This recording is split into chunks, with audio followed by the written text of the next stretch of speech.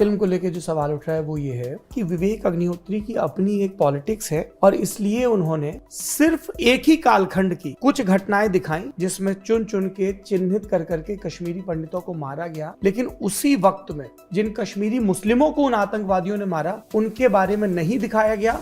एक फिल्म आई रोजा, रोजा उसी पीरियड में सेट है, उसमें कहाँ कश्मीरी हिंदुओं का जिक्र है? किसी ने मनी रत्नम साहब से कभी सवाल पूछा? फना, फिजा, मिशन कश्मीर, ये सारी फिल्में देखिए टेररिज्म को जस्टिफाई कर रही हैं। विशाल भारद्वाज साहब, और उनसे सवाल उठाइए कि सर हैदर उसी पीरियड में सेट है, तो आपने कश्मीरी हिंदुओं का जिक्र क्यों नहीं किया उसमें? तो विवेक अग्निहोत्री से क्यों पूछते हो जो तो एविडेंस के साथ फिल्म बना रहा है? तुमने तो काल्पनिक कहानियां घटी हुई हैं। एक बात ये कही गई विवेक अग्निहोत्री जी, आपने कॉन्शियसली कुछ चीजों को छोड़ दिया। एक जो किरदार है जगमोहन जी का किरदार, तो इसमें मुफ्ती मोहम्मद सईद सा किरदार दिखता है, शेख अब्दुल्ला सा किरदार दिखता है, जगमोहन नहीं दिखते हैं। इसकी क्या वजह है? इतनी जगमोहन साहब की चिंता क्यों है? फारूक अब्दुल्ला की बात कोई क्यों नहीं करता है? यासीन मलिक की बात कोई क्यों नहीं करता है? बिट्टा कराटे का नाम मेरे पहले किसी ने सुना क्यों नहीं था? पर दूसरा, मेरा सोचना ऐसा, मेरी सोच है, यही लोग जो सवाल उठा रहे हैं ये शिंडलर्स लिस्ट पे सवाल उठा सकते हैं।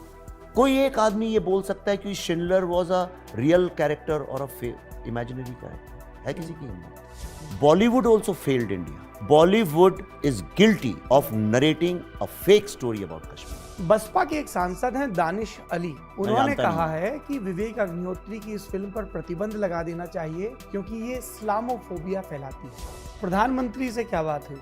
हमको ना ये इंडियंस को नहीं दिखानी चाहिए फिल्म, ये फिल्म हमको अमेरिकन को दिखानी चाहिए। हम सिनेमा को अपने कल्चर का पार्ट नहीं मानते, इसीलिए हम सिनेमा को सॉफ्ट पावर की तरह कभी यूज नहीं कर पाए। मैं चाहता हूं कि ये जो फिल्म है इसको मैं सॉफ्ट पावर की तरह से यूज करूं। पत्रकारों से आपको बहुत नाराजगी है? सबसे है या कुछ से है? मुझे अमूमन पत्रकारों से एक प्रॉब्लम है। क्या प्रॉब्लम है बताइए। एक पत्रकार आपसे ये सवाल पूछ, जेएनयू का जो पूरे जेएनयू को एक कलर में पेंट कर दिया है, उससे उनको प्रॉब्लम लगी। ये सवाल तब नहीं उठता है जबकि सारे के सारे हिंदुओं को एक कलर में पेंट कर दिया जाता है। आप पत्रकारों को पिटवाने पे आपका इतना जोर क्यों? फिल्म में भी आप पिटवा रहे हो। नहीं, क्योंकि टफ क्वेश्चन मैं तो नहीं बोलता हूँ पब्लिक में जाके मैं टफ क्वेश्चन पूछ रहा हूँ। पॉलिटिशियंस तो नहीं बोलते मैं टफ क्वेश्चन। एक ही प्रोफेशन है जहां लोग कहते हैं टफ क्वेश्चन पूछ रहे हैं। करेक्ट।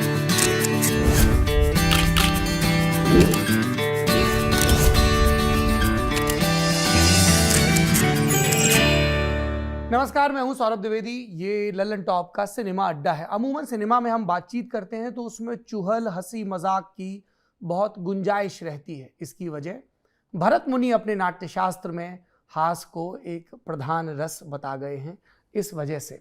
लेकिन आज मुझे नहीं लगता है कि हंसी की बहुत गुंजाइश रहेगी, क्योंकि आज हम जिस फिल्म और उस फिल्म के एक्टर और डायरेक्टर से बात करने वाले हैं, राइटर भी, वो बेहद ज़रूरी विषय पर फिल्म है, बहुत गंभीर फिल्म है और सोशल मीडिया के प्रिज्म से उस फिल्म के विमर्श को गुजार के कहूँ तो बहुत चर्चित, विवादित और जिस पे बहुत पोलराइज्ड ओपिनियन आ रही हैं, ऐसी फिल्म भी है। आखिरी दफ़ा ऐसी फिल्म कब आई थी जिस पर संसद के सत्र में एक विपक्ष का सांसद खड़े होकर कहे कि इसे प्रतिबंध लगा दीजिए इस पर, और देश का प्रधानमंत्री खड़ा होकर कहे कि सत्य तो सामने आ रहा है फिल्म के जरिए। हम बात कर रहे हैं फिल्म की जिसका नाम है द कश्मीर फाइल्स। हमारे साथ हैं फिल्म के राइटर डायरेक्टर विवेक अग्निहोत्री, मेरे कानपुर के सहवासी रहवासी और आईएमसी के सीनियर, और पल्लवी जोशी, और आपके फैन भी। अरे बाप रे, थैंक यू। रस्मी सवाल जवाब तो खूब हो गया होगा, आई एम श्योर कि पूछिएगा भी, है ना? बिल्कुल नहीं। मैं ये जानना चाहता हूं, और इसमें कुछ जो पॉपुलर नैरेटिव चल रहे हैं फिल्म के पक्ष और विपक्ष में, उसके बारे में हम लोग बात करेंगे। फिल्म के कंटेंट के बारे में तो बात करेंगे ही, और फ्यूचर प्लान्स के बारे में बात करेंगे। विवेक अग्निहोत्री के ज़हन में ये सिलसिला कैसे शुरू हुआ कि कश्मीरी पंडितों के पलायन या नरसंहार, जिसकी जैसी पॉलिटिक्स, वो उसको पैसे देख रहा है, और फिल्म भी इसी चीज को एड्रेस कर रही है लगातार कि इसको एक्सोडस मत बोलिए, इसको जेनोसाइड बोलिए। तो आपने ताशकंद फाइल्स बनाई, हमने पिछली दफा जो बातचीत की थी वो भी इसी के इर्द गिर्द की थी।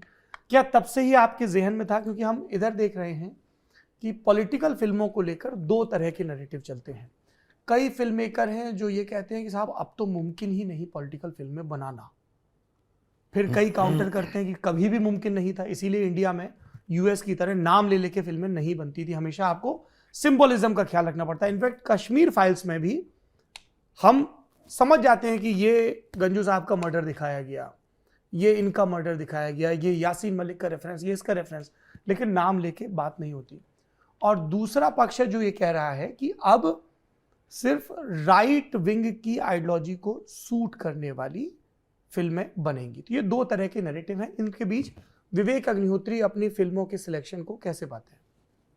ठीक, तो मैं आपको एक एक करके जवाब देता हूँ। तो पहला, जब मैं आया था आपके पास ताशकंद फाइल्स पे, हाँ जी, तब हमारा रिसर्च करीब 1.5 साल हो चुका था रिसर्च करते हुए। हमने जी हाँ। ओके। और अभी भी जब मैं आपके साथ बैठा हूँ कश्मीर फाइल्स रिलीज हुई, तो मेरी अगली फिल्म का पिछले 1-1.5 साल से रिसर्च चल रहा है। कई लोग कह रहे हैं कि ये 84 रॉयट्स का उसमें रेफरेंस रहेगा। रेफरेंस रहेगा, पर बाद में बताता हूँ, उसके बारे में नहीं है। अच्छा। It's not, it of course reference है, लेकिन सिर्फ 84 नहीं, जितनी भी इंडिया में राइट्स हुई हैं उसके बारे में। ओके। तो हुआ क्या कि मैं अमेरिका में था, और अमेरिका में एक चांस मीटिंग में, मैं जैसे आपसे बात कर रहा हूँ ऐसी बात कर रहा था, किसी ने मुझसे बोला, अरे एक डॉक्टर साहब हैं यहाँ पे, वो कश्मीरी पंडित हैं, और उनके पास वो कह रहे हैं कि कुछ $50,000 कहीं से इकट्ठे करके एक डॉक्यूमेंट्री बनाना चाहते हैं, विवेक जी आप मिल लो ना 5 मिनट उनसे। तो मैंने कहा अच्छा ठीक है, देखते हैं, मिल लेंगे। तो बोले कब, कल आप मिल सकते हैं? मैंने कहा नहीं, कल तो मैं हूँ नहीं, रात को ही जा रहा हूँ। तो बोले अच्छा मैं फ़ोन करता हूँ, शाम को मिल सकें तो फ़ोन करता हूँ। और उन्होंने फ़ोन किया तो डॉक्टर सुरेंद्र कौल, जो कि फाउंडर हैं ग्लोबल कश्मीरी पंडित डायस्पोरा के, ये फिल्म की बिल्कुल शुरुआत में आपने थैंक यू भी बोला है इस संस्थान को। जी। वो कोइंसिडेंस देखिए, जब ईश्वर कुछ कराना चाहते तो चीज़ें होने भी लगती। वो वहाँ से 5-10 मिनट दूर निकल रहे थे गाड़ी से, जब उनने फ़ोन किया, मेरे जो होस्ट थे, उनने बोला मैं अभी आता हूँ। वो आ गए, मुझसे बात करने लगे। तो मैंने कहा देखिए, ये डॉक्यूमेंट्री अगर बनाएंगे आप, पैसे भी अपने कमाए हुए वेस्ट कर देंगे, ज़्यादा कोई इंडिया में देखता नहीं है ये सब डॉक्यूमेंट्री, और कौन ले लेके घूमेगा, हमारे कल्चर नहीं है वो। और जहाँ तक फीचर फिल्म की बात है, वो इतना ज़्यादा पैसा लगता है, उसमें टाइम लगता है, सब कुछ लगता है, और इंडिया में कौन आपको बनाने देगा? पहले जैसे मैं अनाउंस करूंगा तो लोग फतवे इशू करेंगे, जान पे खतरा होगा, सब धमकियाँ आएंगी, और कैसे कश्मीर में शूटिंग कैसे करेंगे इस फिल्म की? मैं लव स्टोरी तो कर सकता हूँ वहाँ जाके शूट, लेकिन मैं वो 1990 कैसे शूट करूँगा? तो ये ज़रा संभव नहीं है। एक और उनने मुझसे बात मैंने उनसे बोली थी, यहीं बैठे हैं सामने, तो मैं कुछ ऊपर नीचे भी नहीं बोल सकता हूँ। तो मैंने उनसे एक बोला, लेकिन आप लोगों को देख के ऐसी मजाक में बोला, मैंने कहा आप लोग तो लगते ही नहीं हो पीड़ित, इतने तो सुंदर हो, गोरे हो, हट्टे कट्टे हो, और डॉक्टर हो, इंजीनियर हो, नासा में हो, अमेरिका में आप पॉलिसी मेकर्स हो, इंडिया में जनरल थे आर्मी के आप सब लोग, तो कौन कहेगा कि आप लोग पीड़ित? तो पीड़ित तो मरा हुआ गरीब, ऐसा स्केल्टन निकल रहा है, वैसा होना चाहिए। मैंने इस तरह से ही उनसे बोला था। तो उन्होंने बोला विवेक जी अगर आप भी ऐसी बात करेंगे तो मतलब हमारे लिए कोई होप ही नहीं है, क्योंकि हमने जिससे भी बात की बॉलीवुड में सबने मना किया इसको बनाने से। तो वो बात खत्म हो गई। फिर मैं जब चल रहा था, एयरपोर्ट में था, मैं काफ़ी सोचता रहा उसके। एक जहन में बात रह जाती है, कोई आपको कॉन्शियंस को बोल दे, अगर आप, मैं आपसे बोलूँ सौरभ जी, अगर आप भी मेरा इंटरव्यू नहीं करेंगे तो मैं जाऊँगा कहाँ? तो आप ही रात को सोचेंगे, हाँ यार ये कह रहा है, चलो कर ही लेते हैं, कुछ सोचते तो हैं। अरे मुझसे कई लोगों ने कहा कि यू श्योर तुम विवेक अग्निहोत्री का इंटरव्यू करना चाहते हो कश्मीर फाइल्स पे? हाँ। तो मैंने कहा भाई लल्लन टॉप की तो पूरी फिलॉसफी यही है कि संवाद, राइट हो, लेफ्ट हो, सेंटर हो, बात कैसे नहीं कर सकते आप? तो मैं जब लौट के आया यहाँ पे, तो मैंने सोचा उसके बारे में, मैंने जो भी पढ़ा कश्मीर के बारे में, आई वॉज वेरी ईगर कि प्लेन में तब वाईफाई नहीं होता, उतरूँ और मैं पढ़ूँ। मैं एयरपोर्ट से ही चालू हो गया कश्मीर, ये वो, मुझे पता था। देखो इतना तो मेरा एक ऐसा ईगो बोलो जो कि हाँ मैं सोशली पॉलिटिकल बड़ा अवेयर आदमी हूँ। यूक्रेन में क्या चल रहा है मैं तुम्हारे जितना नहीं जानता हूँ, पर समझता हूँ। यूपी की पॉलिटिक्स तो हर कोई बच्चा समझता है, गाँव वाला भी समझता है। बिल्कुल। तो लेकिन जब मैंने पढ़ना शुरू किया, आई रियलाइज कि कश्मीर से रिलेटेड, चाहे वो पार्टीशन हो, चाहे टेररिज्म हो, चाहे पॉलिटिक्स हो, सेंटर स्टेट, हर चीज़ जो आज भारत में लोग हम जानते हैं कश्मीर के बारे में, वो एक पॉलिटिकल या मीडिया के लेंस से जानते हैं, जो एक ही बात है, दोनों में फ़र्क नहीं ज़्यादा। हमने कश्मीरियों के बारे में बहुत बात की है, पर कश्मीरियों से हमने कभी बात नहीं करी है। और जो उसका ह्यूमन साइड है, मैंने जितनी फिर फिल्में उठाई होलोकॉस्ट की, ऑफ कोर्स रेफरेंस तो कुछ है नहीं हमारे पास, हमने ऐसी फिल्म बनाई ही नहीं है, तो मैंने होलोकॉस्ट में सॉरी माफ करिएगा, कोई बात नहीं, मेरा गला बहुत खराब था इसलिए पी रहा हूं। तो मैंने होलोकॉस्ट की जितनी मूवीज देखी, तो मैंने देखा उनका सिर्फ ह्यूमन साइड पे फिल्में बनी है, उसकी पॉलिटिक्स पे नहीं बनी है। हिटलर का क्या पॉइंट ऑफ व्यू था, नाजीज का क्या पॉइंट ऑफ व्यू था, स्टालिन का क्या पॉइंट ऑफ व्यू था, इटली का क्या पॉइंट ऑफ व्यू था, उस पर एक भी फिल्म, बहुत हो तो कोई मुझे बताया, पर रेयरली मिलेगी आपको, एक हल्के से रेफरेंस में निकल जाएगी, पर सारी ह्यूमन ट्रेजेडी के ऊपर थी। उन लोगों ने क्या किया, सारे वर्ल्ड को यह बताया कि जब इनह्यूमैनिटी एब्सेंट होती है तो क्या होता है। तो देन हमारे ज्ञान चक्षु खुले एंड देन मैंने पल्लवी से कहा कि पल्लवी बड़ा इसमें तो यार बड़ा डेंजर है और सब लोग मैं बनाने के पहले ही कह रहे हैं अरे मत बनाओ, मर जाओगे मर जाओगे मर जाओगे, करें तो करें क्या, तुम बोलो, अगर तुम बोलो तो मैं बनाता हूँ, मैं तो तैयार हूँ, पर बच्चे अच्छे हैं। तो पल्लवी ने काफ़ी टाइम लिया, वो खुद ही बताएगी आपको उसके बारे में। But then Pallavi said after a very long time कि अगर ये बनानी है तो Vivek let's make sure nobody else produces it, I will produce it. Okay. क्योंकि और जैसा हम बनाना चाहते हैं ऐसा कोई बना नहीं पाएगा, कोई समझेगा ही नहीं, पहली बात तो क्या हो रहा है, वो सत्य भी है, अभी तक बहुत लोग नहीं समझ पाते हमने किया क्या। तो वहाँ से ये चालू हुई। तो हम लोगों ने उसके बाद डिसाइड किया कि हम प्राइमरी रिसर्च करेंगे, सेकेंडरी नहीं करेंगे। ओके। प्राइमरी रिसर्च का मतलब है कि जिस पे बीती है उससे बातचीत की जाए सबसे पहले, सैंपल वही होना चाहिए भाई। आप अगर इलेक्शन करें तो जो वोटर है उसी का तो प्राइमरी रिसर्च करते हैं। तो हमने फिर सुरेंद्र जी के पीडी जो है इनकी, सुरेंद्र कौल जी की, ग्लोबल कश्मीरी पंडित डायस्पोरा, इनसे रिक्वेस्ट की कि भाई जहां जहां फर्स्ट जनरेशन विक्टिम्स हैं उनके हम जैसे वॉर टेस्टिमोनियल्स होते हैं जो कायदे से इतने सालों में सारी गवर्नमेंट्स को करना चाहिए था, डॉक्यूमेंट करना चाहिए। हाँ, किसी ने नहीं किया। और इसीलिए हम सिविलाइज सोसाइटी नहीं है, मॉडर्न सिविलाइज सोसाइटी नहीं, क्योंकि हमने नहीं किया, बाकी सबने, पोलैंड ने किया, चेकोस्लोवाकिया जब होता था उनने किया, सबने किया दुनिया में। तो हमने कहा ठीक है, हम उनको बुलाएंगे नहीं कि वो आओ बैठो हम तुम्हारा इंटरव्यू कर रहे हैं। तो हमने कहा हम उनके यहाँ जाएंगे, let's give them due respect. और ये सब पल्लवी के आइडियाज़ हैं एक्चुअली, मैं बता रहा हूँ। तो पल्लवी ने कहा हम उनके यहाँ जाएंगे, इफ़ दे उनके साथ टाइम बिताएंगे, once they become comfortable then only will interview them. और इस तरह से हमने घूम घूम के, पल्लवी ने मोस्टली ह्यूमन स्टोरीज कवर की क्योंकि it was easier for people to open up to. भाई जिसकी माँ का गैंगरेप हुआ है वो मेरे साथ ओपन होने में डिफ़िकल्ट था, बट पल्लवी थोड़ा टाइम ले लेके खाना खा के सब करके क्यों हुआ है। और जितने ये एडमिनिस्ट्रेटिव, पुलिस, पॉलिटिकल, ये जो पॉइंट ऑफ व्यूज़ के इंटरव्यूज़ थे जम्मू में, कश्मीर में, कश्मीरी मुस्लिमों के पॉइंट ऑफ व्यू, वो सारे मोस्टली मैंने किए। और फिर हमारी एक और टीम थी जिसने और भी फिर सेकेंडरी लेवल के जो डायरेक्टली फर्स्ट जनरेशन विक्टिम्स नहीं थे लेकिन जम्मू का जो टेंट थे उसमें काम कर रहे थे, वो एक हमारी सेकंड और थर्ड यूनिट फिर घूमी सब जगह, उन लोगों ने किए। उन सबको हमने जोड़ा और जैसे कहते हैं उनमें जो कॉमन डिनोमिनेटर, मतलब सबकी कहानियों में जो चीज़, जैसे क्रिकेट का पहला सीन है वो पूरी 700 कहानियों में सबने बताया है, सब ने, एक आदमी नहीं है जिसने उसका है कि ऐसा। मशहूर वाकया है 83 वाले मैच का, जी, इंडिया वेस्ट इंडीज का मैच, जिसमें स्टेडियम में मौजूद हर व्यक्ति वेस्ट इंडीज का सपोर्ट कर रहा था और प्रो पाकिस्तान नारे लगा रहा था। इसको इंडियन क्रिकेट टीम के लोगों ने भी इसके बारे में काफी चर्चा की। जी। तो वो कॉमन डिनोमिनेटर सीन्स निकाले, जैसे गंजू साहब का सीन है, गिरजा जी का सीन है, प्रेमी जी का है, प्राणा गंजू, लड़का जो है, हीरो जो है, वो तो रियल लड़का है, हिमांशु गंजू उसका नाम है और उसकी परमिशन से नाम ले रहा हूँ। उसको 19 साल तक पता ही नहीं था उसके माँ बाप के साथ क्या हुआ। Is one of the most heart wrenching cases of Kashmir, प्राणा गंजू और उनके हस्बैंड का जो केस है, बहुत दिल दहला देने वाला है। उसको 19 साल तक पूना में पढ़ता रहा, बताया नहीं उसकी नानी ने क्या हुआ था। नानी ने बोला वो उनका स्कूटर से एक्सीडेंट हो गया था, तो ही केम टू टर्म्स कि हाँ चलो हो गया होगा स्कूटर से accident. He got to know at 19 then he left India. He never spoke to anybody for many years. We were the first people who spoke to. तो उन कहानियों का हमने जिस निकाला, फिर मैंने फिर सारे एडमिनिस्ट्रेटिव न्यूज़ कटिंग्स ये वो सब निकाला। ज़्यादा वीडियो थे भी नहीं, मधुत रेहान के थे, कुछ BBC के थे, कुछ उस वक्त कुछ जर्मन कंपनी है उनके थे, ऐसे बहुत सारे हमने निकाले। डॉयचे वेले के भी कुछ, हाँ डॉयचे वेले के, हाँ ऐसे कुछ थे। जी। और एक अमेरिकन कंपनी ना, ए से नाम शुरू होता है, तो ऐसे बहुत सारा निकाला, बुक्स निकाली। एपी के वीडियो, हाँ राइट, एपी वीडियो, हाँ उनके निकाले। फिर हमने बशरत पीर की किताब और ये जो फेमस किताबें राहुल पंडिता की वो पढ़ी, जगमोहन लास्ट में आया। अच्छा, पहले हमने वो पढ़ी। हाँ। और फिर मैंने कश्मीरी जो हिस्टोरियंस और इंटेलेक्चुअल्स हैं उनकी बड़ी सारी किताबें पढ़ी जो हिस्ट्री के बारे में थी और वो सब। फिर फाइनली मैंने जगमोहन साहब को फ़ोन लगाया, तो उन्होंने एक बात बोली, तो मैंने कहा हम इसके राइट्स आप अगर दे दें, जो भी है हम कर लेंगे, जो भी आप बोलिए हम करने को तैयार हैं। हम बहुत रईस नहीं है, हम इंडिपेंडेंट प्रोड्यूसर्स हैं, पर जो आप बोले हम आपके लिए करेंगे।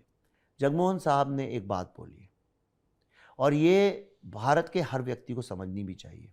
उन्होंने बोला भारतीय परंपरा के हिसाब से नॉलेज पे किसी का कॉपीराइट नहीं है, विद्या सरस्वती पे किसी का कॉपीराइट नहीं है। आप मेरी बुक जैसे चाहें वैसे यूज़ करें, जो करें, बस वो गलत कोट मत करिएगा। और उसके बाद उनकी पत्नी से मेरी बात हुई, उन्होंने भी कहा आपको, आप जो चाहें उसको करिए, हमें कोई क्रेडिट भी नहीं चाहिए, कुछ भी नहीं चाहिए, it is for the service of the society.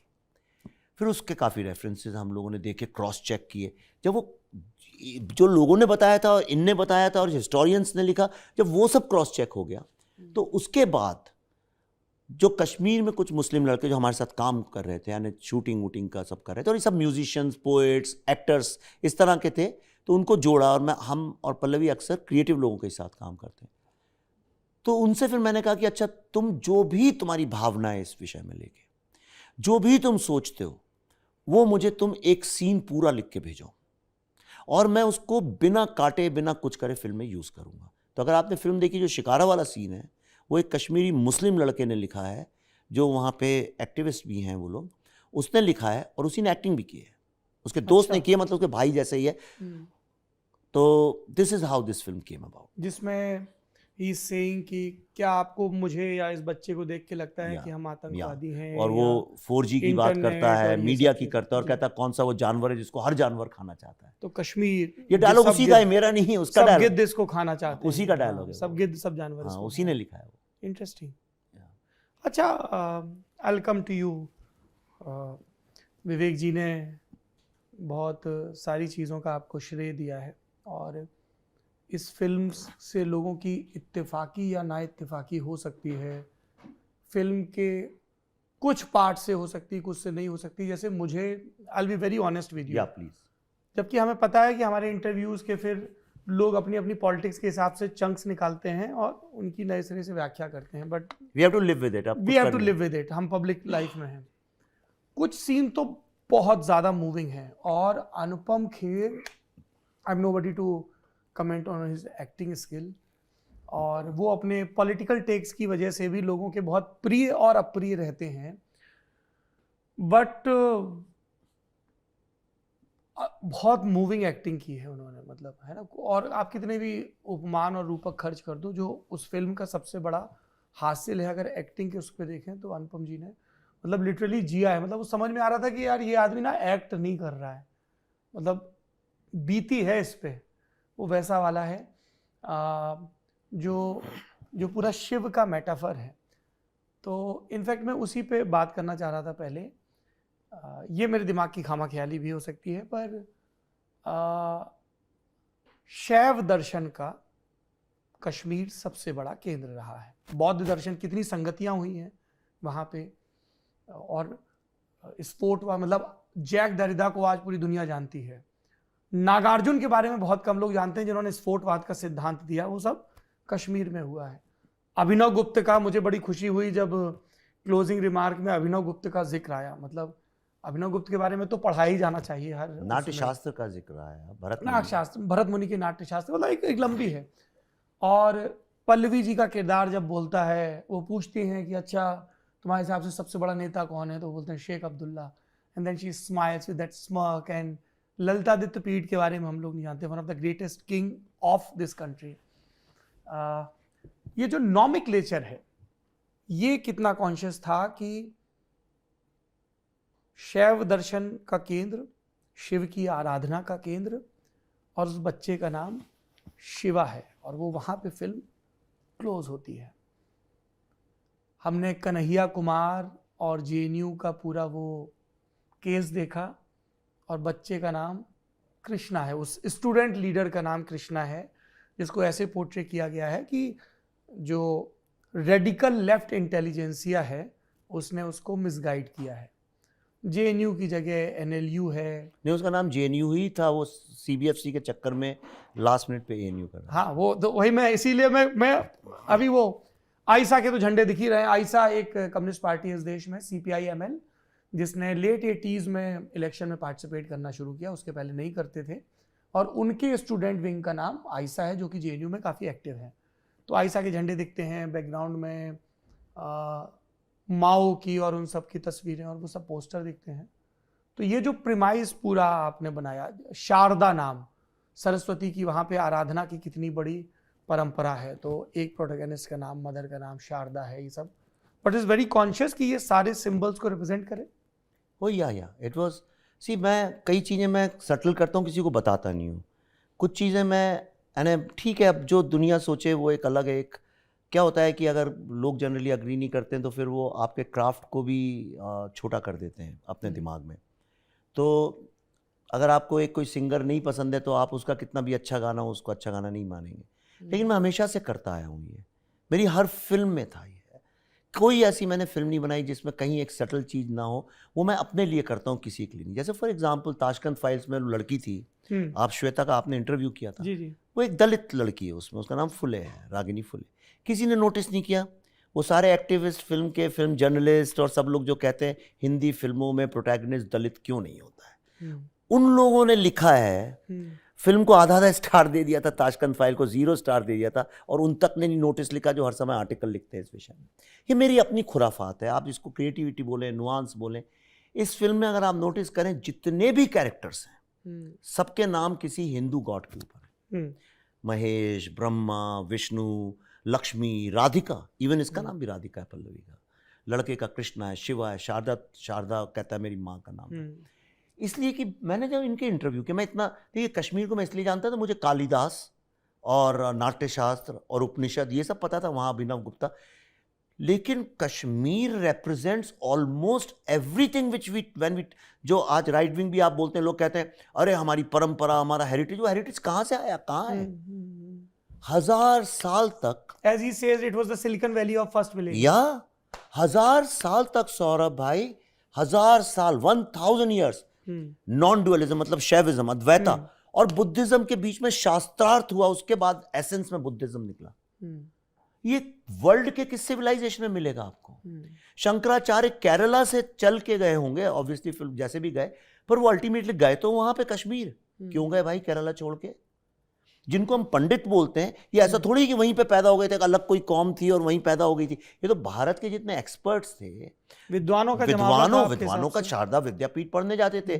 Kashi विद्यापीठ वगैरह तो बाद में आए। अब नालंदा अगर जिंदा रह जाता तो नालंदा में भी आपको विद्वानों के बुद्धिस्ट फिलॉसफी और आइडियोलॉजी और जो है वो वहाँ पे बहुत मिलता, पर जल गया शारदा विद्यापीठ, खिलजी ने जला दिया। हाँ, उसने जला दिया। तो कश्मीर जो है, जब मैं गया मैंने कहा ओ माय गॉड, इतनी रिच जगह है, फूड, इतना फूड कमाल का डाइवर्स वहाँ पे था, अब नहीं है। कपड़े इतने डाइवर्स, अलग अलग रंग और दुनिया भर, इतनी वहाँ पे फिलॉसफी, आइडियोलॉजी, एजुकेशन पे जोर। सरस्वती और शिवा का अगर कोई लैंड है सिंबॉलिज्म लेवल पे, मेटाफोरिकल लेवल पे, तो वो था। तो मैंने वो दो चीजें पकड़ी, शिवा और सरस्वती। इंडिया का कॉन्शियसनेस जो है वो शिवा और सरस्वती के बिना पूरा नहीं हो सकता, इन्हीं दो में बटा हुआ है पूरा का पूरा। पढ़ो, जो एक middle class, lower middle class का, वो सारा सरस्वती का ही देन है, वो चली आ रही है। जो म्यूजिक, हमारे जो रस हैं, हमारा जो लिटरेचर, वो सब वहीं से चला आ रहा है। और दूसरा शिवा, एक फिलोसॉफिकल एंड साइंटिफिक जो मेटाफर है, जिसको नोबेल लॉरेट्स, फिजिसिस्ट, सर्न सब लोग मानते हैं शिवा को। तो आज मॉडर्न वर्ल्ड में तो Shiva is like the coolest person to own, you know. तो जितने नोबेल लॉरेट्स हैं आजकल अपनी बुक शुरू और खत्म शिवा से शुरू करते हैं। Most inclusive fellow. हाँ, जो भी बोलिए, इंक्लूसिव तो मुझे नहीं पता है वो सब, मैं वो जार्गन। अच्छा, हाँ, नहीं, इस वर्ड पे तो आपने मजे लिए हैं, तो आप इसलिए बच रहे हैं इस वर्ड को यूज करने से। तो इंक्लूसिव इसलिए नहीं यूज करता हूँ कि जो लोग इंक्लूसिव वर्ड यूज करते हैं वो कभी सवाल भी नहीं उठाते हैं कि कश्मीर में आज इंक्लूसिवनेस और डाइवर्सिटी क्यों नहीं है। तो इसलिए वो एक फेक वर्ड है। मैं इतना जानता हूँ, सबको वननेस, जो शिवा का कॉन्सेप्ट है, वननेस, एकात्म, जो शिवा का कॉन्सेप्ट है, oneness. How to treat others, answer is there no others. जब कोई अदर ही नहीं है तो फिर हम क्या बात कर रहे हैं फर्क की उसमें। वो जो फिलॉसफी थी मिसिंग है, कि कोई कश्मीर की हिस्ट्री में किसी ने अपना चेहरा ब्लू नहीं पेंट किया होगा, पर मैंने उसको इसलिए किया, मैं कैसे दिखाऊं शैविज्म, मैं कैसे दिखाऊं कि ये शिवा की फिलॉसफी लेके ये लोग इंडिया में आए।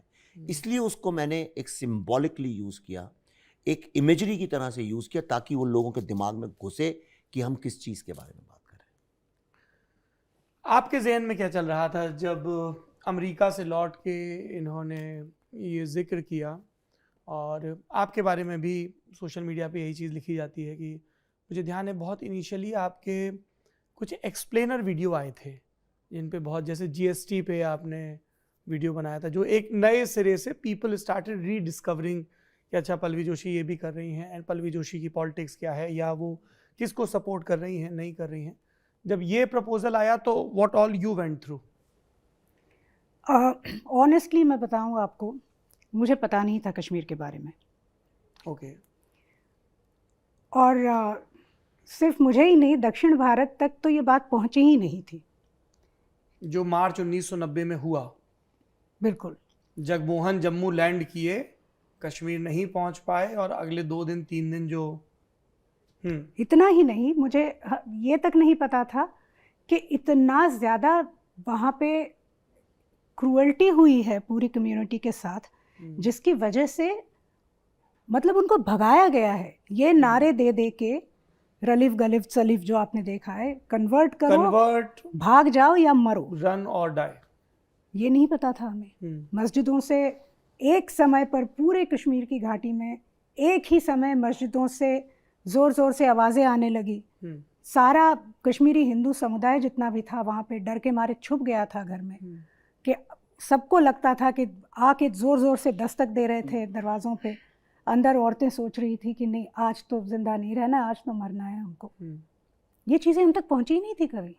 तो जब विवेक ने आके मुझसे कहा कि हमको कश्मीर पे फिल्म बनानी है, तो मुझे लगा कि जितनी फिल्में मैं देख चुकी थी, जो 7, 8, 10 बहुत पॉपुलर फिल्में आई हैं जी, मैंने कहा वो तो कर चुके हैं इस पे, और हम लोग ऐसा क्या करेंगे। और मैंने कहा जो हम लोग सोच के निकले हैं कि जिस तरह की फिल्में करेंगे, उसमें ये कहाँ फीचर करता है।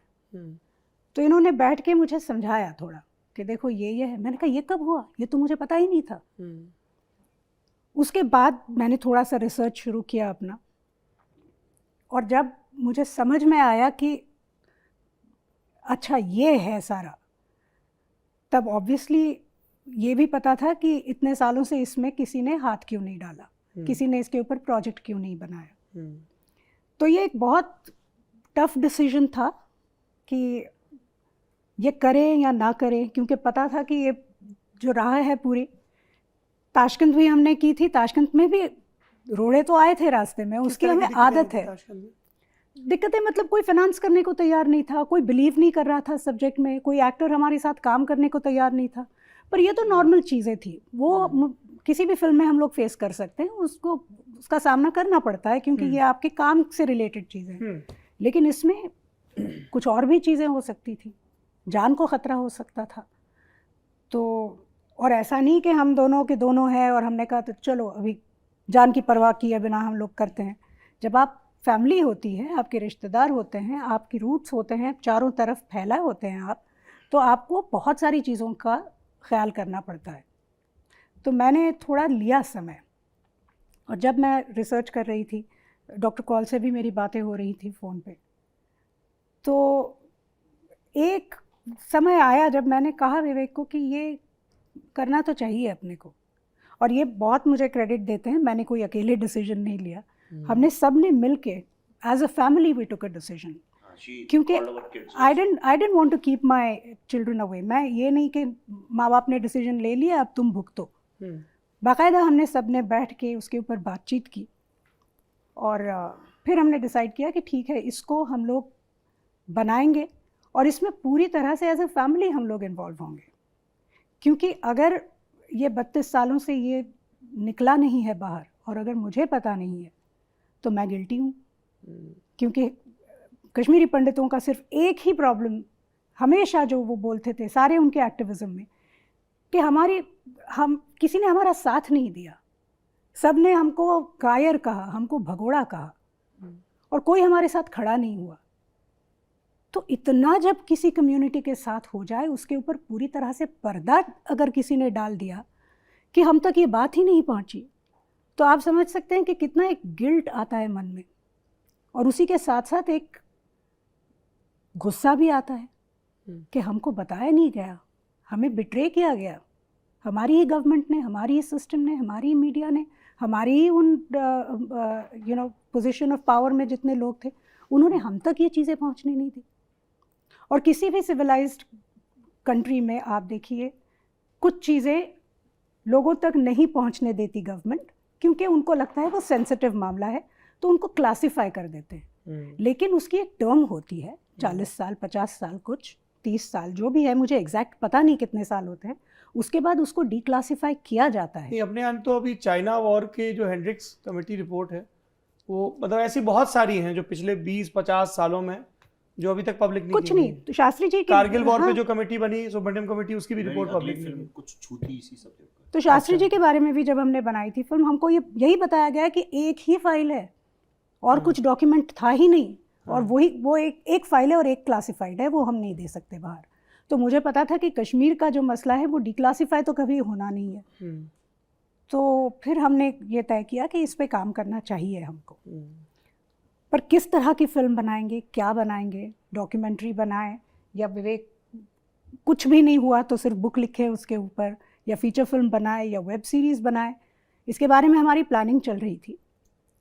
और तब हम जाके सब लोगों से मिले, जितने भी कश्मीरी पंडित समुदाय से जब हम मिले जाके, उनकी जब कहानियाँ सुनी, तो उसके बाद तो मतलब पीछे हटने का सवाल ही नहीं था। आप कभी बैठ के अगर वो कहानियाँ सुने तो आपका मतलब कांप उठेंगे आप। मैंने जब एक लल्लन टॉप पे हम लोग प्रोग्राम करते हैं किताब वाला के नाम से, इट्स अ बुक शो। तो राहुल पंडिता की जो किताब है अवर मून हैज ब्लड क्लॉट्स, तो ऐसे बहुत पढ़ रखा था, बचपन से अलग अलग टुकड़ों में पढ़ रहे थे। पनुन कश्मीर के पैम्फलेट पढ़े थे उन्होंने, बहुत लगातार वो लोग भी काम कर रहे हैं। क्या नाम है उनका, अग्निशेखर, हाँ अग्निशेखर जी, और ये सब लोग लगातार काम कर रहे हैं। तो वो आइडिया था, लेकिन जब आप वो किताब पढ़ते हो राहुल पंडिता की, तो एकदम से आपको बहुत सारे ह्यूमन फेस मिल जाते हैं कि श्रीनगर में रहते वक्त क्या हुआ, रैनावाड़ी में क्या हुआ, फिर जम्मू के कैंप में उन लोगों की ज़िंदगी कैसी बीती, और अब भी वो कैसे, जो जिक्र आता है एक जगह फिल्म में। मैं अब जो फिल्म को लेके बात हो रही है उनके कुछ बिंदुओं पे आना चाहता हूँ। एक बात ये कही गई विवेक अग्निहोत्री जी कि आपने कॉन्शियसली कुछ चीज़ों को छोड़ दिया। कश्मीर के मसले पर आप बात करेंगे तो जैसे आपने मकबूल भट्ट का जिक्र किया, एक पासिंग रेफरेंस आया, और वो आप ही का वॉइस ओवर था इफ आई रिमेंबर करेक्टली, आप ही की आवाज़ थी जब फिल्म में आई। हाँ, वहाँ पैसे नहीं थे, फ्री में कर सकता हूँ मैं, तो इसलिए मैंने अपनी आवाज़ यूज़ नहीं, की। इतनी बुरी भी नहीं आपकी आवाज़, आप सच्ची, आगे भी करते मेरे को बहुत रहिएगा। embarrassment और होता है। बगल में प्रोड्यूसर बैठे हैं, थोड़ा इनका एक अलग से चेक काट लीजिएगा वीओ आर्टिस्ट वाला। अब काट सकते हैं। हाँ, अच्छा ये सैंपल देख लिया है। नहीं, अच्छा, अब जिस थोड़े तरह पैसे आ से जाएंगे। इनकम जिस ठीक हो तरह रही है से इस फिल्म की, जा हाँ रही है। रिस्पॉन्स बहुत। मैं जिस सिनेमा हॉल में गया था, दिन का शो था 11:30 का, and it was almost full in Noida. आज ही की बात है ये जब हम रिकॉर्ड कर रहे हैं। पर प्राइमरली जो फोकस था वो 80s का जो बिल्डअप है, वो भी लेट 80s का बिल्डअप जो है उस पर था, और अर्ली 90s पे। और उसके बाद फास्ट फॉरवर्ड में हम अभी आ जाते हैं, क्योंकि दिखाया गया कि 370 वो जक्सटेपोज, दोनों पैरेलल हाँ चलते हैं। निष्प्रभावी, क्या बोलते हैं उसको? निष्प्रभावी कर दिया गया ना। जक्सटेपोज को नहीं, निष्प्रभावी? जक्सटापोज को नहीं। अच्छा अच्छा अच्छा, मैं तो वो अपना वाक्य पूरा कर ओ, रहा था, sorry, 370 को निष्प्रभावी कर दिया। अच्छा अच्छा, ओके। आपने फारूक अब्दुल्ला से कैरेक्टर को दिखाया, क्योंकि आपको सेंसर की चिंता करनी है, मुझे नहीं करनी है। फारूक अब्दुल्ला चीफ मिनिस्टर थे। पहली दफ़ा शेख अब्दुल्ला की पत्नी के इसरार पर, जो उनकी फैमिली कोर्ट की फाइट है कि दामाद के पास जाए सत्ता कि बेटे के पास जाए, तो रानी साहिबा ने इंदिरा जी से दरख्वास्त की और फारूक का हो गया।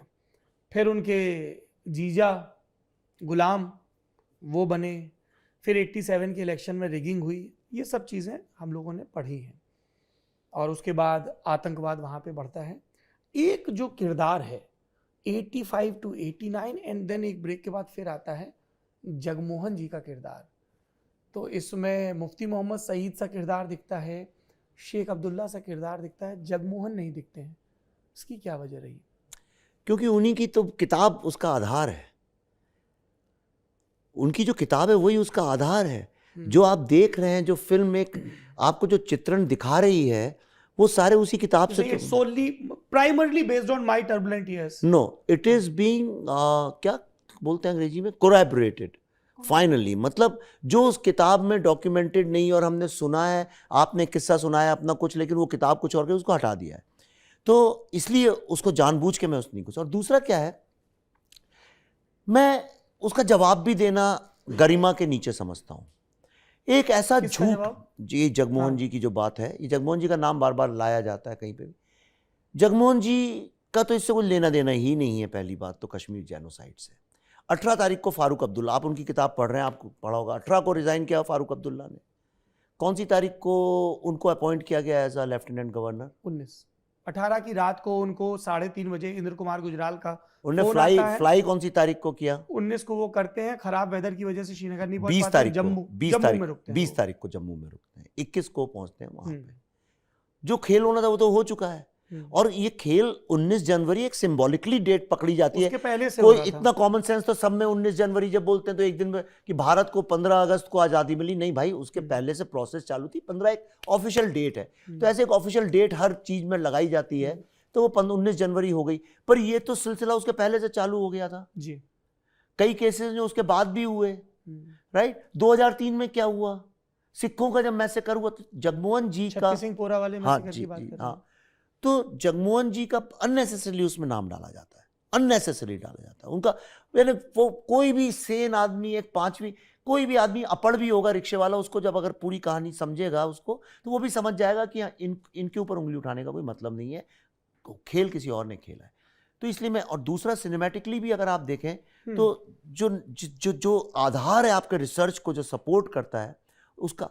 और दूसरा क्या है कि जो मिथुन चक्रवर्ती का कैरेक्टर है वो ब्रह्मा, हाँ ब्रह्मदत्त, वो जो बकाया साहब वहाँ डिविजनल कमिश्नर, वो कहते हैं मेरे को गवर्नर साहब का डिविजनल कमिश्नर बना दिया गया। हाँ। वो बकाया साहब थे उस वक्त, उनके इंटरव्यू पे बेस्ड है। वो बोरोलिन का जो रेफरेंस है वो बकाया साहब का इंटरव्यू है। वो सारी चीजें उनसे आ रही हैं। और जगमोहन जी, उनको दोनों को जोड़ के मैंने एक जगमोहन जी का दर्द, बकाया साहब के फैक्ट्स और जगमोहन जी के फैक्ट्स, इन तीन चीजों को जोड़ के ब्रह्मदत्त का कैरेक्टर एक क्रिएट किया गया उसमें। अच्छा, मेरा सवाल ये तो था ही नहीं कि ब्लेम किस पे डाला जाए, क्योंकि वो बड़ा कॉम्प्लेक्स है। किस पे ब्लेम डाला जाए, क्योंकि बहुत सारे कल्प्रेट हैं, बहुत प्लेयर्स हैं उसमें, बहुत सारे भयंकर culprit प्लेयर्स हैं, हैं, हाँ। है ना। कांग्रेस जिसने पूरा 80s में सारे इंटेलिजेंस की रिपोर्ट्स को इग्नोर किया, मिलिट्री इंटेलिजेंस की रिपोर्ट्स को। नेशनल कॉन्फ्रेंस, फिर श्रीनगर की गद्दी पर मुफ्ती बैठने साहब। को बेताब मुफ्ती मोहम्मद सईद, और जो अनंतनाग में हुआ शाह साहब इलेक्शन जो और चीफ इलेक्शन मिनिस्टर के थे, बाद गुलाम शाह, है ना। तो ऐसे बहुत सारे उसमें हैं। जगमोहन ने इनफैक्ट अपनी किताब में विस्तार से जवाब दिया। मैं जगमोहन का जिक्र इसलिए ला रहा था क्योंकि मैं आपसे ये तो नहीं पूछा मैंने कि कौन ब्लेम है, पर कौन इंपॉर्टेंट कैरेक्टर्स थे। तो मैंने आपको बताया, जानबूझ के तो उनका आपने नाम वहाँ वहां वो से बोला, हटाया। क्योंकि और दूसरी चीज, सोशल मीडिया पे आपके खिलाफ, एक आपके पक्ष में बहुत स्ट्रांग कैंपेन चल रहा है, एक आपके खिलाफ बहुत स्ट्रांग कैंपेन चल रहा है। जो आपके पक्ष में चला रहे हैं उसमें भी दो वॉइसेस मुझे बहुत क्लियरली दिखती हैं। एक वॉइसेस हैं जो लगातार ये कह रही हैं कि एक इकोसिस्टम बना दिया गया है जो एक खास तरह की वॉइसेस को सप्रेस करता है, और उनको लगता था कि लुटियंस दिल्ली के सारे डिस्कोर्स हम तय करते हैं, तो वो उसके खिलाफ लिख रहे हैं। फिर मेरे कई दोस्त हैं जो कश्मीरी पंडित हैं, और उनमें दोनों तरह के हैं। उसमें ऐसे भी हैं कई जिनकी इमेज बहुत लिबरल और प्रोग्रेसिव की है, और वो भी ये चीज़ कह रहे हैं कि ये जो दिखाया गया है ये हमारे साथ हुआ है, हमारे पुरखों के साथ हुआ है ना। तो इसको देखिए, आप इससे सहमत होइए, असहमत होइए, आप ये कहिए कि भाई ये भी नहीं दिखाना चाहिए, ये दिखाना भूल गए, या ये क्यों नहीं ऐड किया, या ये इस एंगल्स दिखाए, पर टॉक अबाउट इट, जो मेरे ख्याल से फिल्म का पर्पस है, पहला मकसद भी यही होगा कि इसके स्टार्ट बारे अ में, कॉन्वर्सेशन। हाँ, कि इसके बारे में बात हो। दूसरा जो विपक्ष में है वो ये कहता है कि जगमोहन के प्रभारी रहते हुए ये पलायन हुआ, उन्होंने नहीं रोका, और जगमोहन अपनी किताब लिखने तक ये कहते रहे कि ये जो मेरे पास तुर्कमान गेट के डिमोलिशन के समय लेबल चिपकाया गया था कि मैं मुस्लिम विरोधी हूं, उस प्रोपेगेंडा को बार बार प्रचारित किया गया। जब आपने जगमोहन से बात की तब ये बिंदु आया था क्या कि उनकी पर्सनल इमेज कैसी की गई है?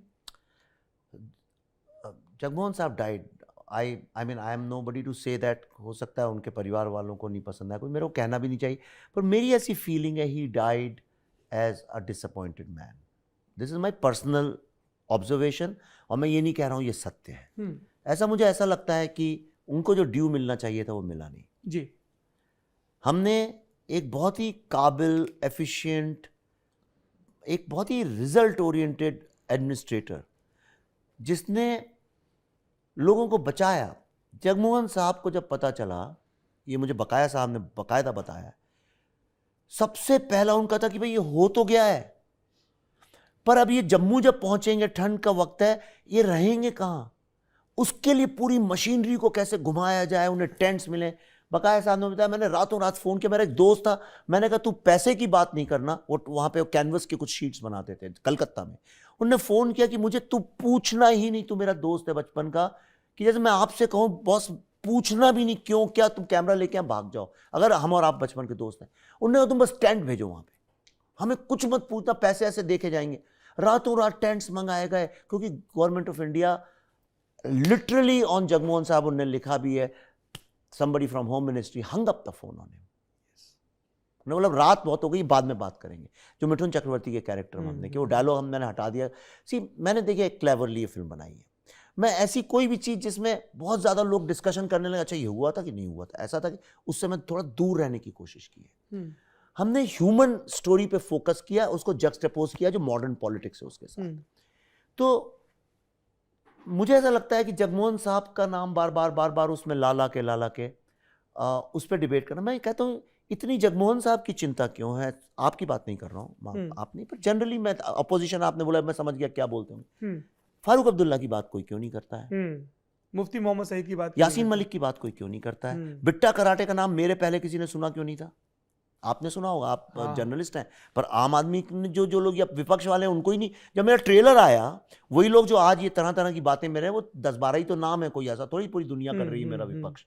अगर दुनिया कर रही होती तो ये थोड़ी होता, जो अभूतपूर्व हिस्ट्री जो रची जा रही है थिएटर्स में, वो तो विश्व के इतिहास में ऐसा नहीं हुआ सिनेमा में। ये पहली बार हो रहा है। ये हॉलीवुड की किसी फिल्म ने आज तक ऐसा नहीं किया। ऐसी कोई फिल्म नहीं बनी है जिसका मंडे का बिजनेस संडे से ज्यादा हो, मिलेगी ही नहीं आपको। तो ये लोग तो विपक्ष में नहीं है, तो जो 10-12 नाम है वो करते हैं। मैं उनसे ये पूछता हूँ, उन तक को जब ट्रेलर आया, कहने लगे जो पहला वाला जो सीन दिखाया, वो कहता मैं अपनी माँ को भी मार देता। ये विवेक अग्निहोत्री ने देखो कैसे ही है, हम मुसलमानों को बदनाम पर ये तो बिट्टा कराटे के इंटरव्यू में है। हाँ, पर वो जो चंद लोग, लेकिन जो अभी विपक्ष कर रहे हैं उनको तो पता तक नहीं था। एक वो बात है, और दूसरा मेरा सोचना ऐसा, मेरी सोच है ये, मैं ये नहीं कह रहा हूँ सही है या गलत है। यही लोग जो सवाल उठा रहे हैं अभी, ये शिंडलर्स लिस्ट पे सवाल उठा सकते हैं, इतनी हिम्मत है उनमें। कोई एक आदमी ये बोल सकता है कि Schindler was a real character और अ इमेजिनरी कैरेक्टर, है किसी की हिम्मत? कभी किसी ने पूरे विश्व में एक सवाल उठाया है कि जो अपने को कम्युनिस्ट बोलते हैं, प्रोग्रेसिव, रेवोल्यूशनरी, इंक्लूसिव, सेकुलर, जो भी बोलते हैं, मानववादी वादिता मानने वाले, ह्यूमनिस्ट बोलते हैं, या इंडिया के लोग, या जो भी कहते हैं इस्लाम, इनमें से किसी ने आज तक खड़े होकर ये पूछा है? तरह तरह के फिगर्स हिटलर के नाम पे लिखे जाते हैं, 6 मिलियन, 10 मिलियन, 2 मिलियन, 1 मिलियन, पता नहीं कुछ भी लिख देते हैं जो मन आता है। कभी किसी ने क्वेश्चन किया है कि कितने मिलियन मरे थे? तो आपका ये कौन सा स्टैंडर्ड है कि एक ह्यूमन ट्रेजेडी जो जर्मनी में हुई है उसकी बात नहीं करते, और जो इंडिया में अपने लोगों के साथ हुआ है, शिव सरस्वती की जमीन से हुई है, जिसका रेफरेंस जिन लोगों ने एटम बॉम्ब बनाया है, जिन लोगों ने क्वांटम फिजिक्स इजाद की है, वो उसका रेफरेंस देते हैं जिस जमीन का, जहां पे खोमैनी आके बसना चाहता था। वो कहता था कि दुनिया में इससे ज्यादा स्पिरिचुअल कोई जगह नहीं है। खोमैनी का असली नाम जो था हिंदी था, खोमैनी नहीं था। उनके वंशज जब गए तो वो खोमैन गांव में थे। जब वहां पे गवर्नमेंट, उन्होंने कहा नहीं, तुम हिंदी नाम नहीं रख सकते, तो बदल के मजबूरी में उनको रखना पड़ा, प्रोसिक्यूटेड थे वो भी। तो ये सवाल कौन लोग उठा रहे हैं? ऐसे कौन से इनह्यूमन लोग हैं जो ये सवाल उठा रहे हैं? जो प्रोसेशन दिख रहे हैं लाल चौक के, एक प्रोसेशन में एक फोटो में भी खुमैनी, वो रियल रेफरेंस का है। हाँ। बल्कि मैंने तो उसको ठीक ठाक कर दिया। उनने एक हाथ में कुरान पकड़ी है, एक में बंदूक पकड़ी है, और उस पोस्टर पकड़ा हुआ है, और उन्होंने बोला एक हाथ में कुरान, एक हाथ में बंदूक, ये एक में कुरान, हाँ, क्लैशिकोव, और ये है खुमैनी का ऐलान। ऐसा तो ये तो 25 वीडियोस हैं, मधु त्रेहान की वीडियो में ही है। हाँ जी, हाँ जी, हाँ जी। तो ये मेरी ऐसी सोच है कि कुछ दिन के लिए आपके दिल में अगर सवाल हैं तो चुप हो जाना चाहिए। ये एक बार जो गुबार 32 साल का एक हमारे जो भी 5 लाख, 7 लाख, 8 लाख जो भी कम्युनिटी है, उनका निकल जाने दो। भारतीयों का सारा गुबार निकल जाने दो। जब किसी के घर में कोई मरता है तो कई बार ऐसे कहते हैं, अरे कल तो अच्छे खासे थे, डॉक्टर ने उनको गलत दवाई दे दी, मार दिया। तो भी हम जाते हैं, गले मिलते हैं, उनके शोक में शामिल होते हैं, और ये सवाल नहीं उठाते हैं कि वो बाईं साइड पे लेटे हुए मरे थे कि दाईं साइड पे लेटे मरे हुए थे। अच्छा फोटो दिखाओ, कहाँ लिखा है, कैसे मरे थे। तो थोड़ा हमको भी इंसानियत दिखानी चाहिए। ह्यूमैनिटी की बात करने से ह्यूमैनिटी नहीं होती है, ह्यूमंस की तरह बिहेव करने से ह्यूमैनिटी आती है। तो इसलिए मैं विपक्ष पक्ष की चिंता करता नहीं हूँ, मैं अपनी बात बोलता हूँ। मैं अपने बेटे के बारे में बात कर रहा हूँ, मुझे पड़ोसी के बेटे से मतलब नहीं है। अच्छा, जी। प्रधानमंत्री से क्या बात हुई?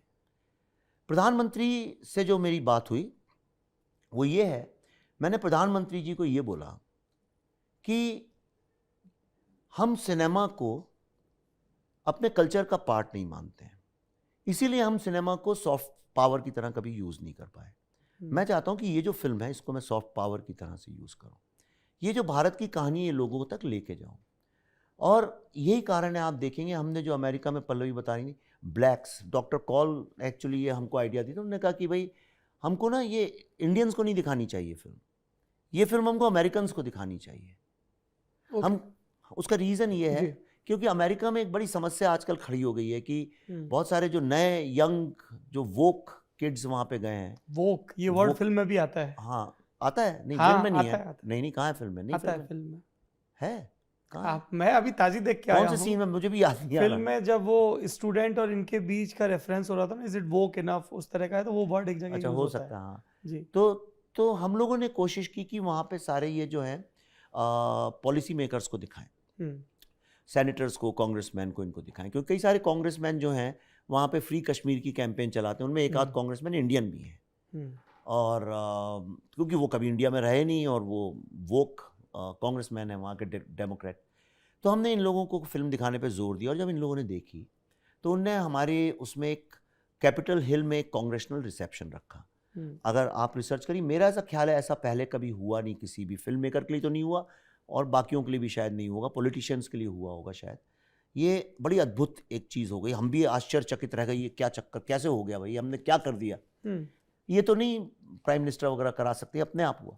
और उसमें डेमोक्रेट वो लोग जो अभी तक कहते थे नहीं नहीं नहीं ये नंबर का गेम है और ये है कश्मीर में तो 4G नहीं है, ये नहीं है, वो नहीं है, इस तरह की जो वो बातें करते थे, उनने आके ऑन रिकॉर्ड ऑन कैमरा अपनी स्पीचेस में they admitted that it was a Kashmir, it was a genocide, right. उनने रिसर्च किया होगा, जाके कुछ पढ़ा होगा, सोचा होगा, क्योंकि अमेरिका इंडिया जैसा नहीं कि मंत्री कुछ भी बोल के चला गया, वहाँ ऐसा नहीं है। वहाँ पे तो आप इंडिया में ऐसा होता है 24 घंटे ही होता है, यहाँ तो जिसको जो चाहे बोल के निकल जाओ। हमारे मंत्री वही करते हैं, राजनेता वही करते हैं, हमारे रिलीजियस गुरु वो करते हैं, हमारे पत्रकार वो करते हैं, तो जो बोलो निकल जाओ, कौन पूछता है? पत्रकारों से आपको बहुत नाराजगी है? जी। सबसे है या कुछ से है?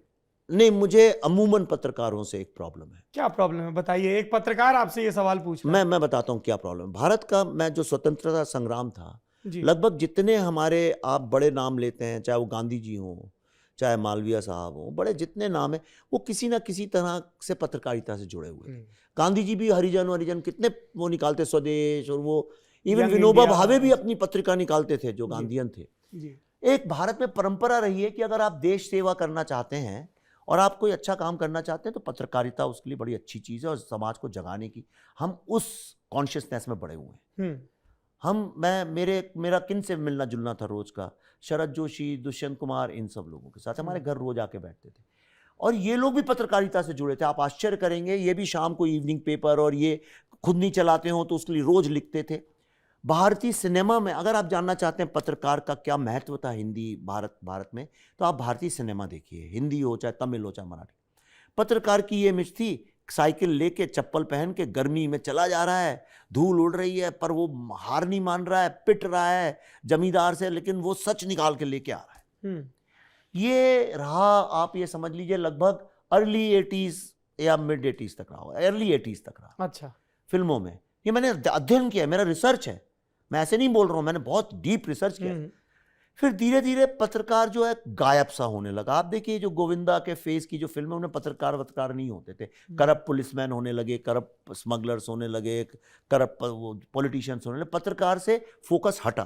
पहले हर फिल्म में पत्रकार होता था, वो कम्युनिस्ट लोगों जितनी फिल्में बनाई उनमें पत्रकार जरूर होता था। सलीम जावेद की फिल्मों में भी कहीं ना कहीं पत्रकार की आपको खुशबू मिल जाएगी, कहीं या तो टीचर होगा, जो मॉरल गार्जियन जो होता था फिल्म का, वो जनरली पत्रकार या टीचर ऐसा कोई होता था, middle class, lower middle class. अब चालू हुआ लिबरलाइजेशन का फेज। लिबरलाइजेशन में फॉरेन से पैसा आया, स्टार टीवी आया, फिर दूसरे प्राइवेट चैनल्स आई, ये आई, और हम एक ग्लोबल पत्रकारिता का पार्ट बनने लगे, जर्नलिज्म का। 2000 से उदय हुआ करण जौहर शाहरुख खान फेस का हिंदी फिल्मों में। देखिए फिल्में चित्रण होती हैं सोसाइटी का, आप अगर रेट्रोस्पेक्ट में देखें तो बिल्कुल हूबहू जो सोसाइटी में चल रहा है फिल्मों में दिखेगा आपको। अभी आप देखेंगे फिल्मों को तो समझ में नहीं आएगा। तो उसके बाद से आप देखिए पत्रकार कैसा हो गया, वो कूल डूड हो गया, राइट। वो अच्छे कपड़े पहनने लगा, फैशन करने लगा, प्लेन में घूमने लगा। जो उसकी जो ऋतिक रोशन की एक फिल्म थी, उसकी जो प्रीति जिंटा जो थी, वो एकदम कूल लड़की थी, वो अलग तरह के कपड़े पहनती थी, फैशनेबल थी, छोटे छोटे बाल थे, वो गाने भी गाती थी। उसको पत्रकार पहली बार कोई गाने गाने लगे घूम घूम के। मतलब आइडिया ये था, कहीं सिंबॉलिकली अगर समझें एकेडमिकली, तो कहीं पे journalists and the other parties started sleeping with each other, metaphorically speaking, not literally, maybe literally, I don't know. तो चलिए अब क्या कहा सर, तो थोड़ा तो व्यंग चलता है। अरे आप बोलिए। लल्लन टॉप में नहीं चलेगा गुरु, तो बिल्कुल, कहाँ बिल्कुल, चलेगा, है बिल्कुल, कि नहीं? खुल के बात करिए। एक ही तो जगह है जहाँ व्यंग चल सकता है। जी। तो उसके बाद से आप देखिए, जो हमारे पिताजी कहते थे, भाई ये पेपर में छपा है, ये सत्य है।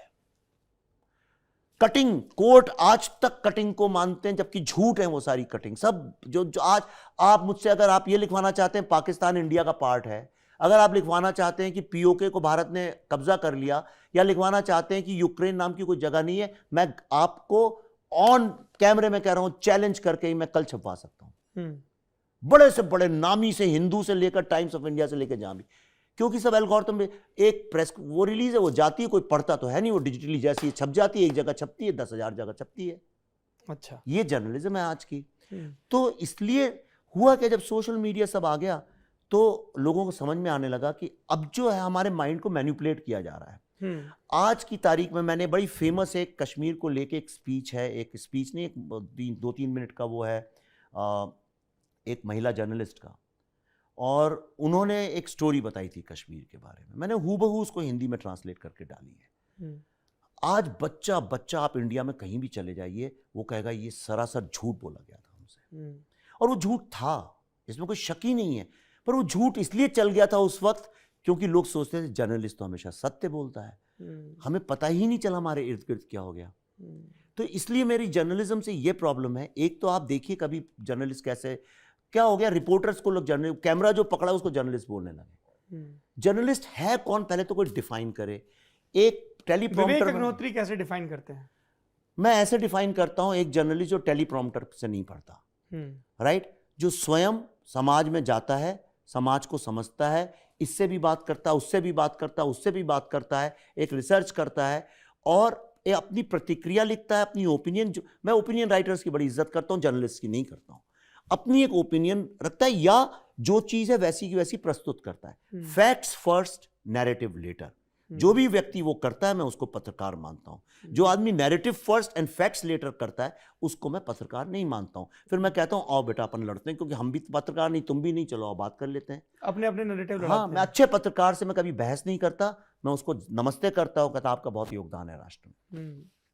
तो आप तो आईएमसी से पढ़े हैं, कोई अच्छा पत्रकार निकला आईएमसी से? बात कर रहा हूं पत्रकार से जो आईएमसी का है। आपको मैंने गली खलिहानों में घूमते हुए देखा। यही सुनना था आपको, आप ये कपिल शर्मा जैसे कहता है ना, अच्छा तो यहाँ के कैसा लगा? तो नहीं, मैं ये इसलिए क्योंकि आपने जो बातें कही है ना, उसमें मैं एक से ना इत्तेफाकी रखता हूं, वो ये है कि पत्रकार अच्छे कपड़े पहनने लगा। देखिए जब मार्केट में कपड़े मेटाफोरिक, इसीलिए मैंने कहा ना इत्तेफाकी। लेकिन जो आपने कहा कि फैक्ट को फैक्ट की तरह करें, और जहां ओपिनियन हो वहां क्लियरली बताएं, और आपने जो कहा ना कि जगह जगह जाना, उस पर मैं इसलिए नहीं बुरा मानता क्योंकि इसमें जब कोई सफाई देगा तो उसको लगेगा यार इसको बुरा क्यों लग रहा है, जाता नहीं क्या, और हमको ख्याल है कि हम जरूरत से ज्यादा फील्ड पे वक्त बिताते हैं। आप फील्ड में बिना वक्त बिता कर कैसे सकते हैं भाई? जर्नलिज्म हो ही नहीं सकती। हाँ। यानी आप कहें कि विवेक जी आप एक फिल्म बनाइए घर में बैठे बैठे, कैसे बन सकती है भाई?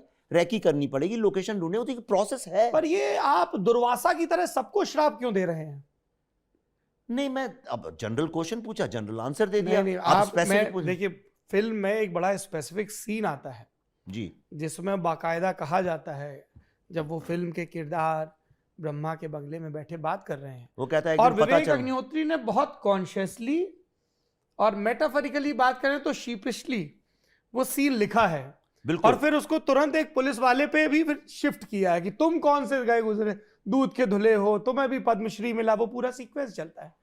कई लोग जिन्होंने फिल्म देखी, पत्रकार, मेरी नजर में लगभग पत्रकार और आपके तो पैरामीटर बड़े तगड़े हैं। नहीं ठीक है। तो उन्होंने ये कहा कि एक तरफ विवेक अग्निहोत्री कह रहे हैं कि ये सब चीजें रिपोर्ट नहीं हुई, इसलिए लोगों को पता नहीं चली। दूसरी तरफ वो खुद दिखा रहे हैं कि जो किरदार है ब्रह्मा का, वो अखबारों में छपी कतरनों को चिपका कर कश्मीर फाइल्स बना रहा है। जगमोहन ने जो लिखा वो भी पब्लिकली उपलब्ध है, मैंने उसका हिंदी ट्रांसलेशन पढ़ा। जो राहुल पंडिता ने लिखा, बशारत पीर ने लिखा, अलग अलग जिसकी जैसी पॉलिटिक्स, जिसके पास जैसे साक्ष्य। किसी ने मार्च 1990 के बारे में लिखा, किसी ने कुनान पोशपोरा के बारे में लिखा, सब ने लिखा, सबके अपने अपने फैक्ट हैं और नैरेटिव हैं। ठीक है, तो आलोचना ये हो रही है कि विवेक अग्निहोत्री एक तरफ तो दिखा रहे हैं कि वही मीडिया की कटिंग्स दिखा रहे हैं, पन्ने पलटते हैं, वो फ्लैशबैक में जाता है, और दूसरी तरफ कह रहे हैं कि रिपोर्ट नहीं किया गया। यही सबसे बड़ा प्रॉब्लम है। That's why I do not respect Indian journalist too much. जी, या उनने ध्यान से देखा ही नहीं और धारणा बना ली। वो सारी की सारी कटिंग्स जो हैं, वो कश्मीर में जो छोटे मोटे 2-3-4 न्यूज़पेपर्स हैं जिनने ये आग जला कर की, सिर्फ वो कटिंग्स हैं। आप देखिए, उसमें एक भी कटिंग अपने यहाँ मेन स्ट्रीम की नहीं है। कश्मीर में तो सब रिपोर्ट हो कर रहे थे लोग। आप देखिए कौन सा एक्सेलसियर वो है, कश्मीर टाइम्स, वो कश्मीर, हाँ, फिर वो कई और हिंदी के उस वक्त पेपर थे, वो सब थे, वो तो सब रिपोर्ट कर रहे थे रोज। गिरिजा टिक्कू की कटिंग्स कहाँ से आ रही हैं? टाइम्स ऑफ इंडिया से तो नहीं आ रही, हिंदू से तो नहीं आ रही हैं, इंडिया टुडे से तो नहीं आ रही हैं, वो तो वहां से आ रही हैं। सारी कटिंग्स जो आज आप इस फिल्म के कारण घूमते हुए देख रहे हैं, वो सारी वहां से आ रही हैं। वो बंदा क्या कहता है, मैं रिकॉर्ड करके भेज देता हूँ दिल्ली, वो चलाए ना चलाए उनका मतलब है। वो अपनी तो यू आर सेइंग कि जो 80s और 90s का नेशनल मीडिया था, उसने कश्मीर में जो एट्रोसिटीज हुई, जो वो क्लोजिंग रिमार्क में कहता है, कश्मीरी हिंदुओं पर, लिबरल कश्मीरी मुस्लिमों पर, सिखों पर, ईसाइयों पर जो एट्रोसिटीज, दलितों पर, दलितों पर, गुजरों पे, डोगराओं पे, सब, इसीलिए मैंने कश्मीरी हिंदू वर्ड यूज किया कश्मीरी पंडित की जगह, तो उसमें सब आ गए, उस कैनपी में ये सारे आ गए। और जगमोहन जी ने भी अपनी किताब में जो हिंदुओं की नृशंस हत्या हुई और जो मुस्लिमों की भी आतंकवादियों ने नृशंस हत्या की, उसके बारे में भी उन्होंने डॉक्यूमेंट किया, विस्तार से लिखा है। तो आप ये कह रहे हैं कि जो 80s और 90s का नेशनल मीडिया था, उसने उतना रिपोर्ट नहीं किया जितना करना चाहिए था। जी, ऐसा मेरा मानना है, ऐसा आपका ऑब्जर्वेशन है। अच्छा, एक चीज और फिल्म देख के लोग सवाल ये उठा रहे हैं कि सॉरी, पर अगर होता उस वक्त रिपोर्ट तो ये बात तो पहुंच जाती हम तक भी, हम तक नहीं पहुंची ये बात। और ऐसा नहीं था कि जब कश्मीर में ये चीज़ हुई तो मैं कोई छोटी बच्ची थी, 22-23 साल की थी मैं अपने पैरों पे खड़ी थी, काम करना शुरू किया था। तो ऐसा नहीं था कि मेरे अपने विचार नहीं थे, अखबार नहीं पढ़ती थी, पर मुझे याद नहीं है मैंने कभी ये पढ़ा है इसके बारे में, अखबारों में इसके बारे में। जनरल भाई कहीं छोटा कहीं छपा हो। अब जब छत्तीसगढ़ की कोई न्यूज़ छपी है पर वो एम्पलीफाई नहीं हुई, और सिर्फ मीडिया नहीं, Bollywood also failed India. Bollywood is guilty of narrating a fake story about Kashmir. Films after films after films after films, and done by most respected, responsible filmmakers, because even they don't know what happened there. Okay. दूसरा film को लेके जो सवाल उठ रहा है वो ये है कि इसमें कश्मीरी पंडितों के साथ जो हुआ, कश्मीरी हिंदुओं के साथ जो हुआ, उसको तो दिखाया ही जाना चाहिए, क्योंकि रिकंसिलिएशन के लिए भी पहली शर्त है truth, you have to face it. पर लोगों ने कहा कि विवेक अग्निहोत्री की अपनी एक पॉलिटिक्स है, और इसलिए उन्होंने सिर्फ उसी एक ही कालखंड की कुछ घटनाएं दिखाई जिसमें चुन चुन के चिन्हित कर करके कश्मीरी पंडितों को मारा गया, लेकिन उसी वक्त में जिन कश्मीरी मुस्लिमों को उन आतंकवादियों ने मारा उनके बारे में नहीं दिखाया गया। सिर्फ क्लोजिंग स्पीच में एक रिमार्क आता है। बहुत अच्छा आपका सवाल है, बहुत ही उम्दा सवाल है। इसका जवाब भी आई होप, ईश्वर से प्रार्थना करता हूं लोग सुने और समझें। सिर्फ सुने नहीं, वाद विवाद के लिए समझें इसको। जब वर्ल्ड वॉर हुआ, बहुत सारे जर्मन लोग भी मारे गए थे, बहुत सारे नाजीज मारे गए थे, कई सारी औरतें जिनका कोई गुनाह नहीं था वो भी मारी गई अमेरिकन ट्रूप्स में, और रशियन ट्रूप्स जब उनके ऊपर आया वो लोग। पर किसी भी होलोकॉस्ट फिल्म में उनका पॉइंट ऑफ व्यू नहीं देखा मैंने, एक बार भी किसी ने सवाल भी नहीं उठाया। हम सिर्फ नहीं, मैं बाहर हूँ, ज्यूज पे फोकस करते रहे। अगर वाकई में इतना आतंक और इतना सब मुस्लिम पॉपुलेशन के साथ हुआ तो आज भी वो वहाँ कैसे रहते हैं? कश्मीरी हिंदू क्यों नहीं रहते हैं? हाउ कम एक भी कश्मीरी हिंदू नहीं, एक आध कुछ होंगे इक्का दुक्का, पर कोई कश्मीरी मुस्लिम तो वहाँ से छोड़ के भाग के यहाँ नहीं आया। क्यों नहीं आया वो? अगर आतंक उसी इंटेंसिटी का दोनों पे हुआ, अगर कश्मीरी आप कह रहे हैं मुस्लिम, कि नस्ल को केंद्रित नहीं किया गया, कुछ व्यक्तियों को केंद्रित किया गया, इसलिए नहीं जी, दिखाया। किन व्यक्तियों को केंद्रित किया गया? जो ये कह रहे थे कश्मीरी हिंदुओं को मत मारो, जो कह रहे थे ये मेरे भाई जैसे हैं, जो कह रहे थे इनका क्या गुनाह है, जो कह रहे थे ये इस्लामिक टेररिज्म बर्बाद कर देगा कश्मीर को, उन लोगों को मारा गया। दूसरे कौन से? मुस्लिमों। और जो कहते हैं मुस्लिमों को मारा गया, ये किन मुस्लिमों को मारा गया? ये ओवरसियर मुस्लिम को तो नहीं मारा, टीचर मुस्लिम को तो नहीं मारा, जो पुलिस में काम करते थे वो पुलिस वाले मारे गए, क्योंकि वो स्टेट के हिस्से वो स्टेट के थे, वो जो प्रोटेक्ट कर रहे थे किसी बिल्डिंग को या किसी चीज को, मर गए उस चक्कर में। और टेररिस्ट लोगों का चाहिए तो मुस्लिमों, तुम कैसे स्टेट के लिए काम कर सकते हो? इसलिए जो मैक्सिमम नंबर ये जो बताते रहते हैं ये लोग, झूठा फेक नैरेटिव, उसमें अधिकतर, मैं अब बोल दूंगा अगर 80% तो कल को मुझे ये फांसी पे लटकाएंगे, पर अमूमन जितने नंबर्स हैं वो सारे के सारे स्टेट गवर्नमेंट के लोग हैं। कोई एक बंदा है जो इलेक्शन कराने जा रहा है, उसको मार डाला।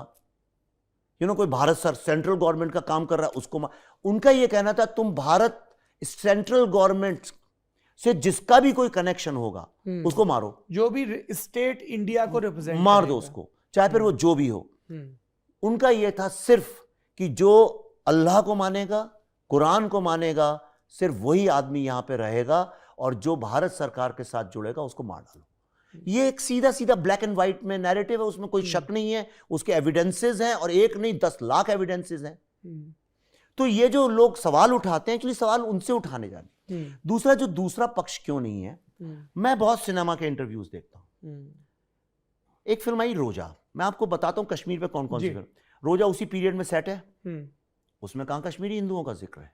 किसी ने मणि रत्नम साहब से कभी सवाल पूछा? एक भी किसी जर्नलिस्ट की हिम्मत है जिसने पूछा? उसके बाद फना, फिजा, मिशन कश्मीर, तो खुद कश्मीरी हिंदू है, उनने उस पीरियड की फिल्म बनाई और कश्मीरी हिंदुओं का जिक्र नहीं किया उनने उसमें। और ये सारी फिल्में देखिए टेररिज्म को जस्टिफाई कर रही हैं, किसी कोई सटल तरीके से, कोई ओवर्टली, कोई इनडायरेक्टली, कि भाई उस पर अत्याचार हुआ इसलिए उसने बंदूक उठा ली, उसकी बहन का रेप हो गया था इसलिए कर लिया, आर्मी वाले आए उसके बाप को उठा ले गए इसलिए उसने बंदूक उठा ली, कहीं ना कहीं जस्टिफाई करती रही। दलितों पे इतने अत्याचार होते हैं वो तो नहीं बंदूक उठाते हैं, कश्मीरी हिंदुओं पे इतना अत्याचार, उनने तो बंदूक नहीं उठाई। एक एग्जाम्पल आप, मैंने इतना रिसर्च किया, मैंने कहीं हेट स्पीच तो लिखी होगी इन लोगों ने, वो भी नहीं मिली मुझे। फिर अभी विशाल भारद्वाज साहब तो आपके यहाँ आए भी होंगे, शायद नहीं आए तो बुलाइए एक बार उनसे, और उनसे सवाल उठाइए कि सर हैदर उसी पीरियड में सेट है, तो आपने कश्मीरी हिंदुओं का जिक्र क्यों नहीं किया उसमें? अब पत्रकार आज के उनसे तो कोई सवाल उठाते नहीं है, एक सवाल नहीं पूछते। विवेक अग्निहोत्री से सारे स्टीवन स्पीलबर्ग से पूछते नहीं। अभी नीचे मैं आपके यहाँ राहुल कंवल साहब के यहाँ था, हाँ। राहुल का there are diverse views and this and that, और ये वो, और इतने मरे या उतने नहीं मरे। मैंने कहा हैंग ऑन, शिंडलर्स लिस्ट से स्टीवन स्पीलबर्ग से कभी पूछ सकते हो ये सवाल? हाँ।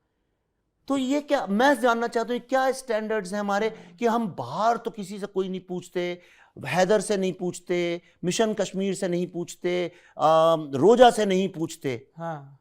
तो विवेक अग्निहोत्री से क्यों पूछते हो, जो तो एविडेंस के साथ फिल्म बना रहा है? तुमने तो काल्पनिक कहानियां घटी हुई हैं। हाँ। और जो हैदर में जो कहते हैं ये किताब पे आधारित है, तो वो किताब मैंने पढ़ी, उस किताब में क्यों नहीं हिंदुओं का नाम और नेम और जिक्र है? वो तो कोई सवाल नहीं उठाता, राइट? यह है हिपोक्रेसी, इसके खिलाफ लड़ता हूं मैं। अच्छा जी, नहीं लड़ते तो आप खूब हैं, एकदम इसी के खिलाफ मोर्चा लिए रहते हैं। अब कोई तो लेगा। नहीं बिल्कुल, मैं तो अस्तो मा सद्गमय की थ्योरी यही है कि सब तरफ से विचार आए और जो मजबूत विचार होगा वो टिकेगा। तो जब मैं वापस से, चूंकि अब प्रधानमंत्री का फिर से जिक्र आने वाला है, बिल्कुल लीजिए, फिल्म में बड़े सटल ढंग से 3 प्रधानमंत्रियों का जिक्र होता है, नेहरू, अटल बिहारी वाजपेयी और नरेंद्र मोदी। नरेंद्र मोदी का नाम नहीं आता है क्योंकि वो मेरे ख्याल से फिर सेंसर बोर्ड में अटकता मामला। क्यों है? वो मैंने बोले नहीं शब्द, ये एग्जैक्टली इंटरव्यू है, मैंने इन लोगों के में तो हाथ भी नहीं लगा, ये इंटरव्यू पे शब्दशाह जो नाम लिए हैं। मेरा सवाल ये है कि नहीं, वो यासीन मलिक का इंटरव्यू है, वही मैंने वहां दिखा दिया है।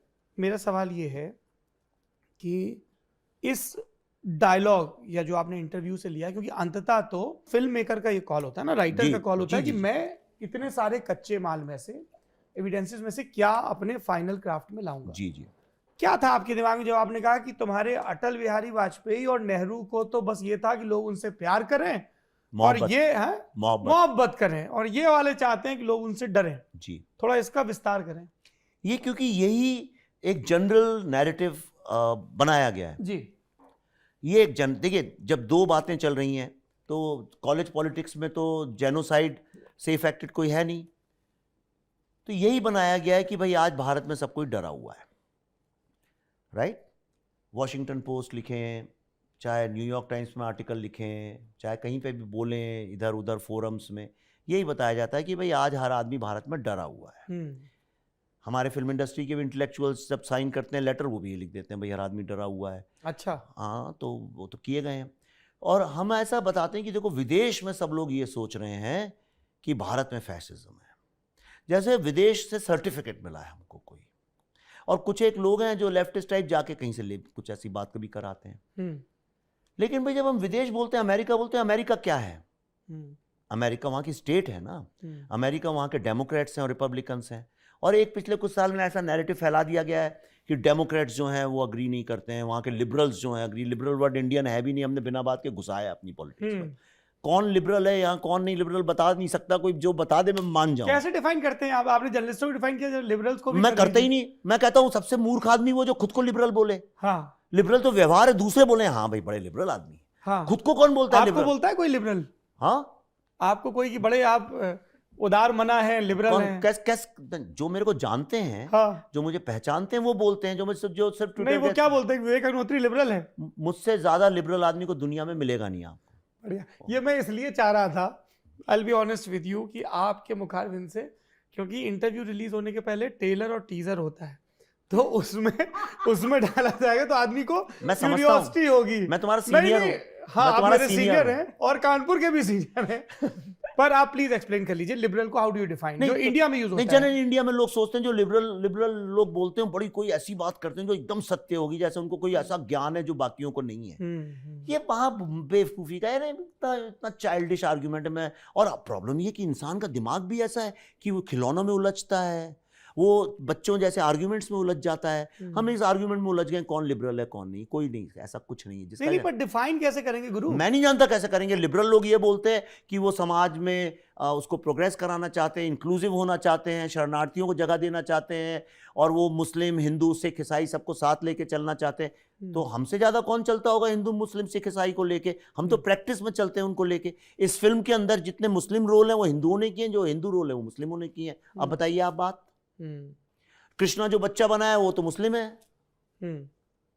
हमें तो सोचा नहीं इस बारे में कभी, हमारे दिमाग में भी नहीं आती ये बातें। तो हमें कभी नहीं आती हमारे दिमाग में। हमने तो जिस फैज की ये बातें करते हैं, हमने तो जाके उनकी बेटी से कांटेक्ट करके उनसे राइट्स लेके वो गाना हम देखेंगे लाके उसको इंडिया में अमर बना दिया। ये तो बातें कर रहे हैं, हमने तो टाइम स्क्वायर में चला दिया वो गाना हम देखेंगे। ये तो जो लिबरल लेफ्ट। अच्छा, एक बात बताइए, आज लोकसभा में प्रधानमंत्री ने जिक्र किया, बीते दिन भी आपका जिक्र हुआ था, बजट सेशन का जो दूसरा फेज शुरू हुआ। बसपा के एक सांसद हैं दानिश अली जी, उन्होंने कहा है कि विवेक अग्निहोत्री की इस फिल्म पर प्रतिबंध लगा देना चाहिए क्योंकि ये इस्लामोफोबिया फैलाती है। क्या कहेंगे आप? क्या होता है इस्लामोफोबिया? मैं समझा नहीं, उसका मतलब क्या है? कौन क्या करने से आप इस्लामोफोबिक हो जाते हैं? उनके कहना है कि ये मुसलमानों के प्रति विद्वेष को फैलाने वाली फिल्म है, ये बसपा सांसद का कहना है। ऐसे मेरे तो फिल्म में सारे जो लोग काम कर रहे हैं मुस्लिम लोग हैं। आपको पता है हमने जो सीन लिखा है वो भी मुस्लिम बंदे ने ही लिखा हुआ है, जो शिकारे वाला सीन। हाँ, और मेरी फिल्म का जो मेन गाना है वो भी फैज साहब ने लिखा है। वो तो मुस्लिम ही नहीं है, उन तो डबल क्राइम है उनका, वो तो पाकिस्तान से आते हैं और ऊपर से कम्युनिस्ट भी हैं। हाँ। तो वो जो बसपा उनकी वो क्या जानते हैं वो दुनिया के बारे में? इस्लामोफोबिया वर्ड कोई भी कुछ भी उठा के बोल दे। लेकिन हाँ, मुझे उन लोगों से डर लगता है जो इसको शह देते हैं टेररिज्म को। मेरे को उस हर मुस्लिम से डर लगता है, हर उस क्रिश्चियन से डर लगता है, हर उस हिंदू से डर लगता है, हर उस व्यक्ति से दुनिया में, हर बुद्धिस्ट से डर लगता है जो टेररिज्म को इंटेलेक्चुअलाइज करके जस्टिफाई करना चाहता है। और जो जिस तरह के विवेक अग्निहोत्री टेररिज्म के अगेंस्ट बोलना चाहते हैं, उनको उनकी आवाज को बंद करना चाहता है। मुझे उन लोगों से बड़ा डर लगता है। और यहीं पे एंट्री होती है प्रोफेसर के कैरेक्टर की, जो जी। पल्लवी ने किया है। जैसे आपने मिथुन चक्रवर्ती का कैरेक्टर बताया कि वो बकाया साहब और जगमोहन साहब का मिक्सचर है, और भी एक दो लोग और भी एक दो लोगों का। इनका जो किरदार है जेएनयू की प्रोफेसर का, जिसको आपने NLU वो ये कहा बताएंगी, है, मैं कैसे बताऊं? वो देखते हुए मुझे एक दर्शक के तौर पे लगा कि उसमें पार्ट अरुंधति रॉय है और पार्ट प्रोफेसर मेनन है। ये सही है? हाँ, वो तो ऑब्वियस ही है, आपके आंखों के सामने ही है वो तो। हाँ। तो अभी मैं बाहर एक एंकर साहिबा से गुफ्तगू कर रहा था, तो वो बोले कि तुम्हें तो मुझे फिल्म बड़ी अच्छी लगी, लेकिन उन्होंने जेएनयू का जो पूरे जेएनयू को एक कलर में पेंट कर दिया है, उससे उनको प्रॉब्लम लगी। आप ये सवाल तब नहीं उठता है जबकि सारे के सारे हिंदुओं को एक कलर में पेंट कर दिया जाता है, या एक एक कहते ये पूरा एक विंग है और ये राइट विंग है, लेफ्ट विंग है। हम लोग जनरली जनरलाइज ही करते हैं चीज़ों को, राइट? वो जेएनयू कोई एक ज्योग्राफिकल लोकेशन नहीं है, एक विचार है, वो एक विचार है। हाँ। उस विचार का ग्रसित मैं भी रहा हूं। कैसे? एक्सप्लेन करिए थोड़ा। यही सब यानी जब आप आदमी को ये सिर्फ फॉल्ट लाइंस देखने में मजबूर करते हैं। हाँ। मेरी माँ में कई बुराइयां थी, कई सारी कमियां थी, खोट थी, पल्लवी में भी कई सारी खोट है, मेरे बच्चों में भी है। तो इसका मतलब ये नहीं कि हम अपने बच्चों से 24 घंटे यही बोलते रहे तुम्हें ये कमी है, ये कमी है, ये कमी है, ये कमी है। हम कभी उसकी अच्छी बात देखने की कोशिश ही ना करें। वो मैं उसका ग्रसित रहा हूं। मैं खुद आपको पिछले इंटरव्यू में बताया था कि भाई मैं खुद नक्सल बन गया था। मैं तो बस इतना था कि नक्सल बन गए थे? हाँ, आपको बताया था मैंने पिछले इंटरव्यू में, आप भूल गए हैं। आप प्लीज रिवाइज कर दीजिए, मेरा स्मृति दोष हो रहा है, ये थोड़ा मेरे लिए रिविलेशन है। नहीं, मैं जब भोपाल में पढ़ता था तो मैं क्रिएटिव ड्रामा करता था थोड़ा, और डिबेट, तो उस चक्कर में उन लोगों से वास्ता पड़ गया। तो क्योंकि जिन लोगों से जिनको आपने बुद्धा इन ट्रैफिक जैम में दिखाया। जी। हाँ। तो उसमें क्या, वो देखिए सबसे मजे की एक तो है हार्डकोर मार्क्सिस्ट थ्योरी कि हाँ भाई मार्क्स को पढ़ो तब ऐसा है। एक है जो एक अनजाने में इनडायरेक्टली आपके दिमाग में जो भी आपके अराउंड हो रहा है, जो भी, उसके लिए किसी को ब्लेम करो, उसके लिए ब्लेम करो। हमारे आसपास दिखता है तो आप कह दो कि ये तो फेमिनिस्ट नहीं है भाई आदमी, राइट? कह दो ये तो लिबरल नहीं है। यहाँ पे तो कास्ट को ही लेके इंडिया में सारा का सारा प्रॉब्लम है। हाउस वाइफ नहीं होनी चाहिए, उनको काम करना चाहिए। तो हम जो मन में आएगा पहनेंगे। कौन होती है एक जो टीनेजर टाइप रिबेलियन जो है कि सोसाइटी में हर चीज गलत है, बस मैं जो कह रहा हूं वो सही है। ये जो माइंडसेट है, इसका मार्क्स आपने एक नाम दिया है जेएनयू। हाँ, इसको दिया है जेएनयू इसलिए जनरल यूनिवर्सिटी कैंपस में यंग बच्चे आते हैं और वो इसी तरह से बिहेव करते हैं। अब तो मैं फ्री सेक्स में बिलीव करता हूं, मैं सिगरेट पीऊंगा, मैं शराब पीऊंगा, मैं गांजा पीऊंगा, मैं दुनिया। और अच्छी बात है, यंग बच्चों को रिबेल में पूछिए, मैं अपने बेटे को 24 घंटे कहता हूं क्या जो आंख से ना टपका वो लहू ही क्या है। क्या बात है। मैं बिलीव करता हूं रगों में दौड़ते फिरने के हम नहीं कायल। मैं वो मेरी फिलॉसफी है लाइफ की। और मैं गाना हमेशा बजाता हूं, पल्लवी रुकवा देती है, कहती बहुत बजाते हो तुम इस गाने को। हाँ। मैं इतना बजाता हूं क्योंकि मैं हर समय रिमाइंड मेरी एनर्जी आप देख रहे हैं वही है। मेरा अभी आपकी एनर्जी डाउन की जाएगी इंटरव्यू के बाद। आपने बीच में फ्लो में बोल दिया पल्लवी में भी बहुत कमियां हैं, वो देख रही थी आपकी। नहीं होंगी, आपकी पत्नी होंगी। तो मेरी पत्नी में कोई कमी नहीं भाई साहब, अपना देखिए, हमारा हिसाब मत खराब करिए। आपने तो इसलिए जेएनयू जो है वो एक, अब मैं 10 यूनिवर्सिटी तो नहीं दिखा सकता था। मैं कहता अच्छा ये सीन अलीगढ़ मुस्लिम यूनिवर्सिटी का, ये बम्बई यूनिवर्सिटी का है, ये वहां का। तो एक उसको एक किया। और मुझे सीबीएफसी ने कहा आप क्या ये नाम रखना चाहते हैं, would you insist on keeping this name? हाँ, फिर बदल क्यों जेएनयू? तो मैंने कहा यस। तो उन्होंने मुझे बताया, मैं खुद बोर्ड में हूं, मुझे ये बात नहीं पता। उन्होंने कहा देखिए इट्स अ लिविंग बॉडी, और वो केसेस अगर आपकी फिल्म के ऊपर ट्रेलर देख के पहले से कर देंगे तो आपकी फिल्म बड़ी लंबी अटकेगी। तो आप जरूरी है क्या स्टोरी के लिए बहुत? तो मुझे भी लगा नहीं स्टोरी के लिए। तो इंटरनेशनल जो प्रिंट है उसमें जेएनयू है, अच्छा, इंडियन जो प्रिंट है उसमें एएनयू है। क्योंकि फिल्म को देख के लोगों की, जैसे मैं जेएनयू से पढ़ा हूं, मैंने आपको पिछले इंटरव्यू में भी बताया था, है ना। हमारे देश की वित्त मंत्री निर्मला सीतारामन, वो भी जेएनयू से पढ़ी है। हमारे देश के विदेश मंत्री एस जयशंकर, वो भी जेएनयू से पढ़े हुए हैं।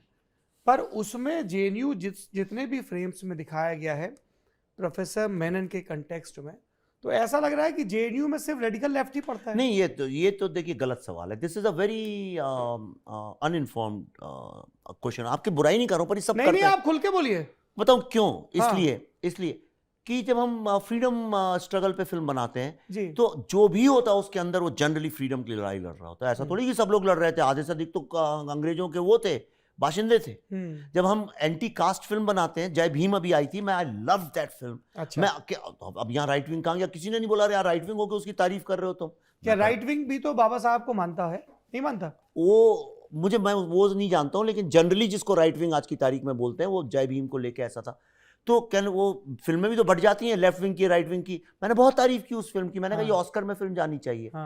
तो उस फिल्म में तो कहीं क्या ये बहुत जरूरी फिल्म है, आप लोगों को खोज के सबको देखनी चाहिए। मैं तो कहता हूँ हर बच्चे को देखनी। तो अब उस फिल्म में कोई ये सवाल क्यों नहीं उठाते, अरे भाई क्या हर आदमी अत्याचार करता है क्या, हर पुलिस वाला गलत है? जब अरविंद केजरीवाल ने कैंपेन चलाई एंटी करप्शन की, यहाँ पे बाबा क्या नाम है उनका, अपने अन्ना हजारे साहब और मयंक गांधी चलाई। शुरू तो मयंक गांधी ने की थी एक्चुअली, आपके मुंबई वाले दोस्त। हाँ, खा गए ये उसको अरविंद केजरीवाल साहब। थोड़ा खुल के बोलिए ना। और नहीं अरे भाई कैंपेन क्या है मामला? नहीं, वो कैंपेन जो थी इंडिया मयंक ने आपको क्या बताया? मयंक ने नहीं मुझे हाँ, अरे ये देखिए, ये थोड़ा फ्लो में कुछ तो बोलने दीजिए। नहीं शुरू वो इनिशिएट मयंक ने ही की थी, उसी का एनजीओ था, उसी ने यहाँ धरने पे बैठाया था, वही लेके आया था अन्ना हजारे को। सब अभी he is nowhere in the picture. उनको उठा के फेंक दिया गया सब। प्रशांत भूषण कवि महाराज, अपने राष्ट्र कवि जो हैं, क्या नाम है, राष्ट्र कवि कुमार विश्वास विल बी सुपर हैप्पी। उनके मुंह पे बोलता हूँ, अभी मैंने उनको 3 दिन बोला महाराज राष्ट्र कवि। आज पूरे राष्ट्र में 5 कवियों के नाम लो, कोई नहीं बता सकता। एक आदमी है जिसका नाम पूरा भारत में बच्चा बच्चा बोलता है, इसलिए मैं राष्ट्र कवि। मैं इसलिए नहीं कि मैं उनको दिनकर साहब से नहीं कनेक्ट कर रहा हूं, पर सब जानते हैं तो राष्ट्र कवि ही हो गए एक तरह से। तो मैं ये कहना चाह रहा हूं, तो वो ये सवाल कभी नहीं उठा कि अच्छा भारत में एक भी ईमानदार आदमी नहीं। मैंने तो नहीं कहा कि मेरे पिताजी बहुत ईमानदार थे। हे ये स्पेसिफिकली विवेक जी आपसे सवाल इसलिए पूछा जा रहा है क्योंकि फरवरी 2016 की घटना जिसकी अभी जांच चल रही है, जिसमें कुछ लोग कैंपस में आते हैं, अब इसकी प्रोक्टोरियल बोर्ड भी जांच कर रहा है, दिल्ली पुलिस भी। भाई साहब वो छोड़िए, आप मैं आपको बताऊं, अरे उसका रेफरेंस है फिल्म में। हाँ है, सही है। हाँ ये 1 तारीख को ना पकड़ी है। हाँ। मैं जानता हूं, मैंने अपनी आंखों से देखा। जब मैं जादव यूनिवर्सिटी गया था, जादवपुर में दुर्गा के, मैंने अपनी आंखों से मेरे फोटो डाली, क्या क्या लिखा हुआ है वहां पे, अफजल के बारे में क्या क्या लिखा है दीवारों में। ये तो सत्य है भाई, कोई झूठ थोड़ी है। बिल्कुल। अब उसको कोई चिल्ला के बोल रहा है, फ्री कश्मीर के नारे लगते सारे वो लगे। आपने वो देखी है सारी जो ग्रेफिटी है जेएनयू में, देखी है? जेएनयू में ग्रेफिटी देखी है आपने? हाँ। मैंने प्रोफेसर मकरंद प्रांशपे का एक इंटरव्यू किया था, वहीं जमीन में बैठ के, ऐसे जेएनयू में ही लिंग्विस्टिक्स के प्रोफेसर। उसमें पीछे देखिए आप क्या ग्रेफिटी बनी हुई है। खुलेआम अफजल गुरु को सेलिब्रेट किया जा रहा है उस ग्रेफिटी में, खुलेआम। तो फिर अब आप कोई बोले अच्छा तुमने नारा लगते देखा था? नहीं देखा मैंने, कल नहीं लगाया किसी ने नारा, एज अ फिल्म मेकर मैंने लगाया, चलिए। पर वो एक वहां की मानसिकता तो है। एक टुकड़े गैंग, ये शब्द निकला कहां से? वो हाँ, मैंने तो नहीं याद किया टुकड़े टुकड़े। भारत तेरे टुकड़े होंगे, ये नारे वहीं तो लगे। और वो नारे किसने लगाए? मुझे क्या लेना देना किसने लगाया, किसी ने तो लगाए। अरे वो जेएनयू पे आरोपित हो रहे हैं। I am not here to defend a university, it can defend itself. JNU के कॉन्टेक्स्ट में तो आए, सारी दुनिया ने देखे उसके तो वीडियो, सारी जगह चलते रहे दुनिया भर में, तो वो तो जेएनयू में ही लगे ना, और तो कहीं नहीं लगे। फिर नाम बदल दिया आपने? लिटिगेशन नाम मैंने नहीं बदल दिया। देखिए हमारा सिस्टम भी इतना पुराना आर्काइव टाइप का है। मैं खुद सीबीएफसी बोर्ड में हूँ, और हम लोगों ने इतना परिवर्तन लाया है बिना कुछ चेंज किए हुए। एक तरीका होता है करने का, हमने भी उसको बहुत खुला बनाया है अभी, ताकि किसी को दिक्कत नहीं हो। पर वो सिस्टम्स हैं। इंडिया में एक ऐसा लॉ है कि आप प्राइम मिनिस्टर का नाम, किसी भी प्राइम मिनिस्टर का नाम नहीं ले सकते, किसी भी प्रेसिडेंट का नहीं ले सकते, गांधी जी का नहीं ले सकते। आप 26 जनवरी, 2 अक्टूबर, 15 अगस्त के बारे में कुछ उससे डेरोगेटरी बात जोड़ नहीं सकते, आस पास आगे पीछे, वरना तुरंत वो कानून। हाँ, इस तरह के कुछ हैं। अच्छा मुझे ये बताइए, फिल्म की रिलीज में किस तरह की दिक्कत आई? ये मैं बताएंगे, इसलिए पूछ रहा हूँ, पल्लवी बताएंगे, क्योंकि कई लोगों ने, चूंकि मेरी तो आपसे बात चल रही थी पिछले 2 हफ्ते से, आप बोल रहे थे हम इस तारीख को आ रहे हैं, इस तारीख को कर लेते हैं। मैंने कहा ठीक है, तब तक हम लोग भी काउंटिंग से फारिग हो जाएंगे। पर लगातार लोग हमें सोशल मीडिया पे मैसेजेस कर रहे थे कि आपको तो करना चाहिए, आप तो सबसे बात करते हो। तो हमने कल के शो में भी ये बोला, अपने न्यूज शो में, कि कल टीम आ रही है। लोग ऐसा क्यों शक करते हैं कि सौरभ तुम मेरा इंटरव्यू नहीं करोगे? यार मुझे नहीं पता, मैं तो सौरभ नहीं, लोगों का ये कहना है सोशल मीडिया पे कि media in general Kashmir files पर उतना फोकस नहीं कर रहा है। वहीं से मेरा सवाल है, 0 फोकस। और सौरभ से लोग उम्मीद करते हैं, इसीलिए तो सौरभ को मैसेज कर रहे थे कि आप कब कर रहे हो। वो मुझे ये नहीं मैसेज कर रहे थे कि क्यों नहीं कर रहे हो, आप कब बुला रहे हो, आपको बुलाना चाहिए, आपको बात करनी चाहिए।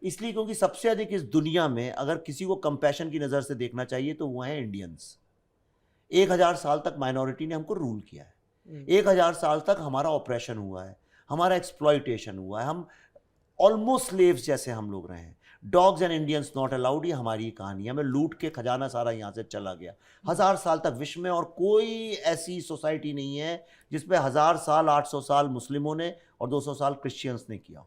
उसके बावजूद भी जब हम आज़ाद हुए तो हमने उनको इक्वल राइट्स दिए, पढ़ने के, रिसोर्सेस के। हमको भी टाइम चाहिए, हम 60-70 साल ही हुए हमको उससे उभरे हुए, तो हमको तो कोई कंपैशन से नहीं देखता। हमें तो कहते हैं तुम्हारे यहाँ ये नहीं है, तुम्हारे यहाँ वो नहीं है, तुम फैशिस्ट हो, ये हो वो। ज्यूज को तो आज तक वो कुछ भी करें कोई कुछ बोलता ही नहीं है उनको। तो पूरी दुनिया ने कहा है तुमको ब्लैंक परमिट है, तुम जो चाहो करो, अगले 100 साल तक हम बोलेंगे ही नहीं। हम चाहे पत्रकार हो, चाहे टफ क्वेश्चन वाले हो, हम नहीं सवाल उठा, क्योंकि पिटेंगे सवाल उठाओगे तो। अब वही उन्हीं को रिपीट कर रही है। ये भाई साहब, आप पत्रकारों को पिटवाने पे आपका इतना जोर क्यों? फिल्म में भी आप पिटवा रहे हो। नहीं, क्योंकि टफ क्वेश्चन मैं तो नहीं बोलता हूं पब्लिक में जाके मैं टफ क्वेश्चन पूछ रहा हूं। पॉलिटिशियंस तो नहीं बोलते मैं टफ क्वेश्चन। एक ही प्रोफेशन है जहां लोग कहते हैं टफ क्वेश्चन पूछ रहे हैं, करेक्ट। तो जो टफ क्वेश्चन हमसे, इन पे कैमरा ऑलरेडी जूम इन होगा। ये खुद पत्रकारिता के स्टूडेंट रहे, फिल्म में किरदार से कह रहे हैं कि तुम्हें दौड़ा दौड़ा के पीटेंगे लोग। अरे हमें काम कर लेने दीजिए। ये मेरा डायलॉग नहीं है, ये मेरा डायलॉग नहीं है। जिसका काम गड़बड़ होगा पब्लिक खुद ही किनारे कर देगी, चाहे नेता हो, चाहे फिल्म मेकर हो, चाहे पत्रकार हो। आपको सत्य बताऊं, सरस्वती की कसम खा के वो मेरा डायलॉग नहीं है। वो डायलॉग एक पत्रकार से ही आया है, और वो जम्मू के पत्रकार से आया है, और जम्मू के हिंदी के पत्रकार से आया है। उसने मुझसे बोला, भैया जिस दिन लोगों को समझ में आ जाएगा कि मीडिया का षड्यंत्र था कश्मीर में, तो लोग या अंग्रेजी, मीडिया का षड्यंत्र था, तब ये अंग्रेजी बोलने वाले पत्रकारों को लोग सड़क पे घसीट घसीट के मारेंगे। मैंने ऐसे ही वो डायलॉग थोड़ा सा ग्रामेटिकली करेक्ट करके वैसा ही डाल दिया। इस फिल्म में मेरे डायलॉग हैं ही नहीं। कुछ एक है जैसे जहां पोइट्री है वो मेरे डायलॉग, टूटे हुए दिल बोलते नहीं उन्हें सुना जाता। तारीफ करो यार, अच्छा डायलॉग है, कुछ तो तारीफ करो फिल्म की। अच्छा, कितना अच्छा डायलॉग भाई साहब। फिल्म की सबसे बड़ी तारीफ तो ये है कि हम लोग पिछले कितनी देर से बात कर रहे हैं? अब जाना होगा यार, वो देखो मारेंगे। कितनी देर से बात कर रहे हैं? बस अब हो गया ना। तो फिल्म की तारीफ तो सबसे बड़ी है ना कि आप फिल्म बनाने का मकसद था। तो मैं इतनी बातें तुमसे इसलिए करता हूँ सौरभ, क्योंकि तुम समझते हो। ठीक है, तुम समझते हो तो मैं उस स्टैंडर्ड की बातें करता हूँ। अभी अगर हल्की फुल्की बात होगी तो फिर हल्की फुल्की बात। नहीं, ये फिल्म हल्की फुल्की है नहीं। कश्मीरी पंडितों पर जो बीती है, जो बीत रही है, ऐसा नहीं कि ये पास्ट टेंस की बात हो गई, उस पर बात करनी इसलिए भी ज़रूरी है क्योंकि इस पे सिर्फ सहानुभूति के पूर्ण विराम की ज़रूरत नहीं, और सहानुभूति से पूर्ण विराम आता भी नहीं है। हम लगातार इस तरह की खबरें देखते हैं कि जो अभी भी शिविरों में रह रहे हैं उनकी क्या स्थिति है, प्रॉपर्टीज़ को लेकर क्या है, रीसेटलमेंट का इशू अभी तक रिजॉल्व नहीं हुआ है। और किसी भी प्रॉब्लम को सॉल्व करने का पहला स्टेप ये है कि आप मानो और आंख से आंख मिला के देखो कि वो प्रॉब्लम है क्या। फिर चाहे वो कश्मीरी पंडितों की प्रॉब्लम हो या उसके बाद हुई दूसरी प्रॉब्लम्स हो। जो मेरे फादर ने वहाँ पे सर्व किया है, he was in army, my father in law, तो वो बताते हैं कि उन लोगों को किस तरह की चीज़ें फेस करनी पड़ी। मेरे कई दोस्त हैं जो कश्मीरी हिंदू और कश्मीरी मुस्लिम हैं, वो अपनी दिक्कतें बताते हैं। एज यू सेड कि हमने एक कश्मीरी मुस्लिम के विवरण को एज इट इज़ रखा, तो आपको उस बातचीत की शुरुआत करनी पड़ेगी और व्हाट अबाउटरी में नहीं पढ़ना पड़ेगा कि किसी एक के दुख को कम करके आप दूसरे के दुख को समझें, ये नहीं होगा। सबके दुख हैं, सबके दुख और उनके संदर्भ को समझना पड़ेगा। और ये बात भी कही गई कि जिस रोज़ कश्मीरी हिंदुओं ने, ख़ास तौर पे कश्मीरी पंडितों ने घाटी छोड़ी, उनको छोड़ने के लिए मजबूर किया गया आतंक के दम पर, उसी रोज़ वो जो कश्मीरियत की एक लड़ाई कही जाती थी, वो कश्मीरियत की लड़ाई से, और ये बात अब बार बार कही जाती है कि पहले झंडा था कश्मीरियत का, फिर वो इस्लामिक वहाबिज़म, सल्फाइज़म, वो वाला झंडा हो गया। और फिल्म में आपने कहा भी है, लेकिन मुझे फिर पत्रकारिता बात आएगी। फिल्म में एक जगह किरदार कहता है कि ये जैश ए मोहम्मद और इन सबको आतंकवादी संगठन क्यों नहीं कहा जाता? इन सबको आतंकवादी संगठन ही कहा जाता है। ये जिस वक्त की कॉन्टेक्स्ट की बात, कहाँ कहा जाता है? आप सब तो सेपरेटिस्ट। आज यासीन मलिक को क्या लिखते हैं हम? आतंकवादी। कौन लिखता है? लल्लन टॉप लिखता है। लल्लन टॉप लिखता होगा, लेकिन मैं बात कर रहा हूँ आई कैन, मतलब मैं तो इसलिए हमारा स्टैंड बहुत क्लियर है। Then I am proud of you. इस देश में जो भी हथियार उठाकर इस नेशन स्टेट के खिलाफ बगावत कर रहा है और उस बगावत के क्रम में इनोसेंट सिविलियंस को मार रहा है, वो आतंकवादी, उसका मजहब कोई भी हो। जी। और जैश ए मोहम्मद, लश्कर ए तोयबा, ये चरमपंथी, गरमपंथी, ये सब हो गया। जो पंजाब में कर रहे थे वो खालिस्तानी आतंकवादी थे, जो कश्मीर में कर रहे हैं वो भी आतंकवादी हैं, जो नक्सल इलाकों में कर रहे हैं, लोग लिखते हैं उनको नक्सलवादी, पर वो हैं वो सब भी terrorist। आतंकवादी हैं। जी, आप अगर हथियार उठा के जी अपने ही देश के नागरिकों को मार रहे हैं तो उसमें कोई इफ एंड बट नहीं है। जी। I'm so happy you're saying this, Saurabh. क्योंकि हम लोग कल एक जगह गए थे टीवी चैनल में, हाँ, उसमें मैंने एक पॉइंटेडली क्वेश्चन पूछा था एक व्यक्ति से हाँ, कि यासीन मलिक जिन्होंने एयरफोर्स ऑफिसर्स की हत्या की है दिन दहाड़े और उसके विटनेसेस हैं, रुबैया सईद को किडनैप किया है, और बिट्टा कराटे जिसने पता नहीं कितने कश्मीरी पंडितों खुद की कन्फेस हत्या कर की रहा है है, कैमरे पे। और ये सब पब्लिक डोमेन में अवेलेबल है ये चीजें। क्या आप उन्हें आतंकवादी समझते हैं? हाँ और ना में जवाब नहीं आया।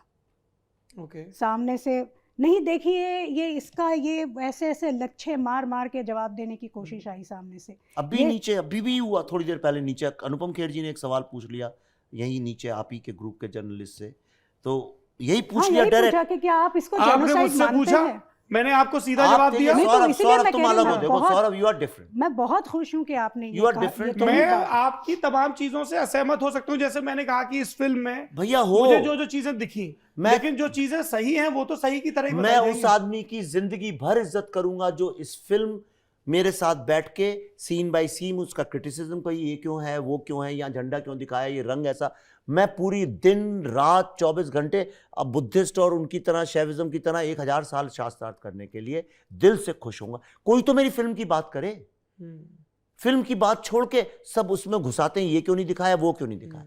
हमें जाना है। अंत में मैं एक रिक्वेस्ट करना चाहता हूँ, जी, आपके माध्यम से रिक्वेस्ट करना चाहता हूँ। हाँ करिए। आज के बाद जो भी व्यक्ति इस फिल्म की पॉलिटिक्स पे या नंबर्स पे या कितने मुस्लिम भी मरे थे ये सवाल उठाना चाहता है, उससे मैं ये कहना चाहता हूं कि जब आप वो ट्वीट लिखें या उस पर सवाल उठाएं तो साथ ही साथ स्टीवन स्पीलबर्ग की शिंडलर्स लिस्ट पे भी कुछ 2-4 सवाल उठाइए। अगर आप वहां पे नहीं सवाल उठाते हैं और सिर्फ इस पे उठाते हैं तो आपसे बड़ा दुनिया में हिपोक्रेट कोई नहीं है और आपसे बड़ा कोई इनह्यूमन नहीं है। अच्छा, एक चीज तो और बता दीजिए, समय की कमी है। लास्ट जी कि रिलीज में क्या दिक्कतें आई ये तो इन्होंने संकेतों में बता दिया, पर फिल्म के लिए सपोर्ट भी तो इतना मिल रहा है, इतने व्हाट्सएप मैसेज चल रहे हैं, ट्विटर पे कैंपेन चल रहे हैं, आपने खुद स्क्रीनशॉट शेयर किया जिसमें हैशटैग चल रहा है, एक हैशटैग पल्लवी जोशी है, एक हैशटैग कश्मीर फाइल्स है। ये तो उस पे हाँ, आपका भी इसको है। तो पता ही नहीं था, अभी पता चला इसको। ये देखिए भाई साहब ट्विटर पे क्या क्या लिखते हैं और आपको भी नहीं बताते। मैं सोशल मीडिया पे हुई नहीं, बहुत तो मुझे बहुत सुकून में, इसीलिए तो खुश हूँ। बहुत सुकून में। नहीं, पर सपोर्ट बहुत तो सपोर्ट support का आया, देखिए ऐसा है बहुत कि जब support हमने जब पहले तो किसी ने इसकी जिक्र ही नहीं किया, मैं तो गिड़गिड़ा के भीख मांगता रहा सारी टीवी चैनल से कि भाई हमको 2 मिनट का मौका दे दो, 3 लोगों को पता चला हम ऐसी फिल्म बना रहे हैं। हाँ, कश्मीर के सब्जेक्ट पे किसी ने हमें बुलाया नहीं, और ये सारे वो ही चैनल्स थी जो 24 घंटे कश्मीर के नाम पे उलूल जुलूल डिबेट करती रहती हैं, चिल्लाते रहते हैं, इसको गाली उसको गाली करते हैं, कश्मीर के नाम पे बहुत बुनाते हैं। कई लोग तो वहाँ आप का उनकी सब डिबेट्स को उलूल जुलूल बोल रहे हैं, उन सब पत्रकारों को खारिज कर रहे हो, इसलिए वो खिसियाए रहते होंगे आपसे। नहीं, पर अब फिल्म चल गई तो वही सब बुला रहे हैं। अच्छा, अब लड़ाई चल रही है उनमें आपस में हाँ। कि ये नहीं मैं करूंगा इंटरव्यू, मैं करूंगी इंटरव्यू, अब लड़ रहे हैं आपस में। पर अब दुनिया ऐसी है, मारी गोली। स्टार हो गए आप विवेक जी। आपको लग रहा हो मेरी हालचाल से मैं स्टार हूं? आप बताइए, आपको लगा कहीं? मैं कभी स्टार होंगे नहीं, मैं स्टार सिस्टम को तोड़ने के लिए लड़ाई लड़ रहा हूं, और मैं तो हो ही नहीं सकता। हाँ। तो मैं ये कह रहा हूं कि हम बड़ी कोशिश की, कुछ नहीं हुआ, तो हम लोग बैठे थे, तो डॉक्टर सुरेंद्र कौल को फोन किया हमने कहा भाई ऐसा है, एक काम करते हैं, अमेरिका से में प्लेन आने लगे हैं इंडिया से, 8 नवंबर को चालू हो गए चलने। तो हमने कहा हम एक काम करते हैं, हम भी फुर्सत में बैठे हैं, इंडिया में तो सिनेमा खुल नहीं रहा है, हम अमेरिका में आके लोगों को दिखाते हैं ये फिल्म, किसी को तो दिखाएं। हम भी वो जो आप अपने टूर के मुझे वीडियो भेज रहे थे सारे। जी जी जी। हाँ। तो हम गए, तो इन लोगों ने बातचीत की, 36 organizations, 36 organizations, the world Jew organization, the world Sikh organization, जो ये फार्मर सपोर्ट जो पूरा चला 1-1.5 साल सारा नाटक, उसमें जो बड़े प्लेयर थे। नाटक था? प्लेयर थे, मतलब अरे थिएटर आप है। देखिए फ्लो में बोल अरे आप, अरे वॉर को जब हम थिएटर और प्लेयर्स बोलते हैं तो मैंने उसको हिंदी में बोल दिया, क्या गड़बड़ कर दिया अच्छा उसको? चलिए। अरे अगर वर्ल्ड वॉर को हम थिएटर और प्लेयर और एक्टर बोलते हैं हाँ। तो मैंने उसी को हिंदी में बोल दिया। तो ये जो पूरा जो थिएटर था जी। उसका, उसमें वो भी एक प्लेयर्स थे। हम्म, ऐसी तेलुगु समाज, अमेरिकन फिजिशियन एसोसिएशन, कन्नड़ा समाज, मराठा समाज, गुजराती समाज, जो भी वहाँ बंगाली, भारतीय रह रहे हैं। 36 ऑर्गेनाइजेशंस, हम्म, और उनमें से कई जो हैं वो इस गवर्नमेंट के अगेंस्ट हैं बहुत हम्म। ज्यादा, ऐसा नहीं है।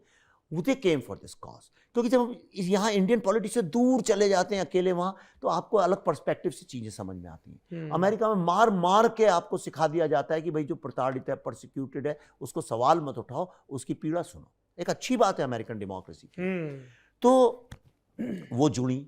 अब मैंने कहा हम आ रहे हैं, यहाँ दिखाएंगे भैया, जिसको आना है आप, ये फॉर्म है, इसको भर दो और आप आ जाओ।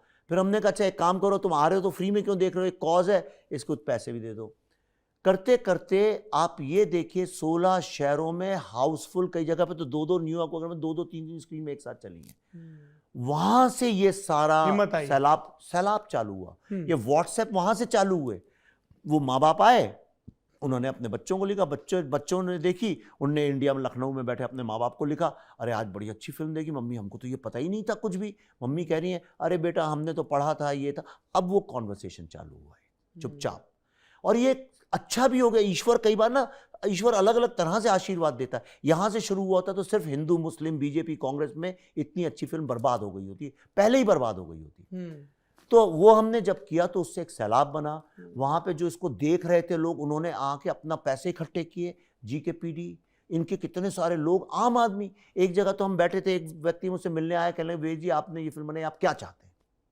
मैंने कहा जहां पे फ्री कश्मीर की होर्डिंग लगी थी टाइम स्क्वायर में, जिसमें इंडियन लोगों ने कंट्रीब्यूट किया था, मैं वहां पे कश्मीर फाइल्स के साथ, पूरा कश्मीर के नक्शे के साथ, टाइम स्क्वायर सबसे महंगी आप जानते हैं और प्रतिष्ठा सबसे प्रेस्टिजियस होर्डिंग मानी जाती है। कितना पैसा लगता है भाई साहब? अब आप पूछिए नहीं, यानी हम और आप नहीं कमा पाएंगे अपने जीवन में, तो आपके ग्रुप के जर्नलिस्ट कमाएंगे नहीं। अरे आप हमारे अरे रुक जाइए, वो पैसा इसलिए पता होना चाहिए। बहुत महंगा मिलता है ना, $hundreds of thousands में मिलता है। वहां पे 26 जनवरी को उन लोगों ने लगवाई, मैंने नहीं लगवाई, जी ने नहीं लगवाई, हमारे प्रोड्यूसर ने नहीं लगवाई, उन लोगों ने लगवाई। वहां फिल्म्स इसका प्रोड्यूसर है, they are also producer, they're one of the producers।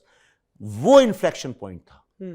वो सबने तस्वीरें खींच खींच के वो वीडियो पूरे जो इंडिया में चल, अरे भैया वो जो चले हैं मेरे ही पास में, तंग आगे पले, तंग आगे अभी तक आते हैं, कई लोग वही भेज देते हैं। वो जो बना, फिर हमने इंडिया में स्क्रीनिंग्स की, नॉन फिल्मी, नॉन पॉलिटिकल, नॉन उस तरह से हमने की जम्मू में। तो लोगों ने देखा 80-80 साल की औरतें रो रही हैं, चिपक रही हैं हमसे, पाँव पे, गले यार पाँव पे आके पाँव एक लेट जाते हैं। अभी यहाँ ही आपके स्टूडियो में नीचे 2-3 औरतें मेरे पाँव छू, में मुझे लगता है धरती फट जाए मैं समझ आऊँ, मेरी माँ जैसी औरतें मेरे पाँव छूने लगती हैं, रोने, पल्लवी के साथ तो पकड़ के रोने लगती हैं कि आपने उनकी तकलीफ को जो उन पर बीता वो दिखाया। ये कश्मीरी पंडित नहीं है, सिर्फ कश्मीरी पंडित नहीं है, हर जगह के। सो आई रियलाइज कि ये फिल्म लोगों को जोड़ रही है, इंडियंस को। पहली बार इंडियंस यूनाइटेड हो रहे हैं। और देखिए जब फिर एक सैलाब बना, हुजूम बना, पहले दिन फिल्म ने जब बिजनेस बहुत अच्छा किया तो लोग आकर्षित हुए। फिर जो लोग हमें नहीं भी पसंद करते हैं, चिढ़ते हैं या जो भी है, उनने कहा अरे ये कैसी फिल्म है। वरना तो लोग कहते हैं विवेक अग्निहोत्री कौन, इसकी फिल्में कहाँ चलने वाली हैं। आपके शो में भी कुछ लोग बोल के गए ऐसा, यानी it's not in so many words, पर बोल के गए। आपकी मुस्कुराहट सब बता रही है। आपने बुलवाया है उनसे जानबूझ के मेरा नाम लेके, चलिए छोड़िए उसको। आप जानते थे वो मेरे बारे में गंदी बात करेंगे तो वो बहुत वायरल है वो, पर एनीवे छोड़िए। तो लोगों को इंटरेस्ट हुआ। और जब देखिए जब कोई चीज बहुत ज्यादा पॉपुलर होती है और एकदम से लोगों को समझ में आता है, मासेस इसके साथ हैं, फिर पॉलिटिशियंस और मीडिया सब उसके साथ जुड़ता है। तो ये है सपोर्ट आम आदमी का है। व्हाट नेक्स्ट मैं एक फिल्म बना रहा हूं, उसका एग्जैक्ट नाम क्या होगा, पर दैट्स आल्सो फाइल्स। ये पहली फिल्म थी राइट टू ट्रूथ, दूसरी थी राइट टू जस्टिस, तीसरी है राइट टू लाइफ। थीम या, और फिर ये ट्रिलॉजी कंप्लीट होगी? जी कंप्लीट हो जाएगी। पॉलिटिकल फिल्में ही बनेंगी या आगे चल के? पॉलिटिकल नहीं, मैं वही कहानी, मैंने एक प्रण लिया है, मैं वही कहानियां बताऊंगा जिसको बताने से सब लोग डरते हैं। डरते हैं। और पल्लवी की भी प्रोड्यूसर के तौर पे ट्रेनिंग, एकदम पूरा इकोसिस्टम समझ लिया है इन्होंने।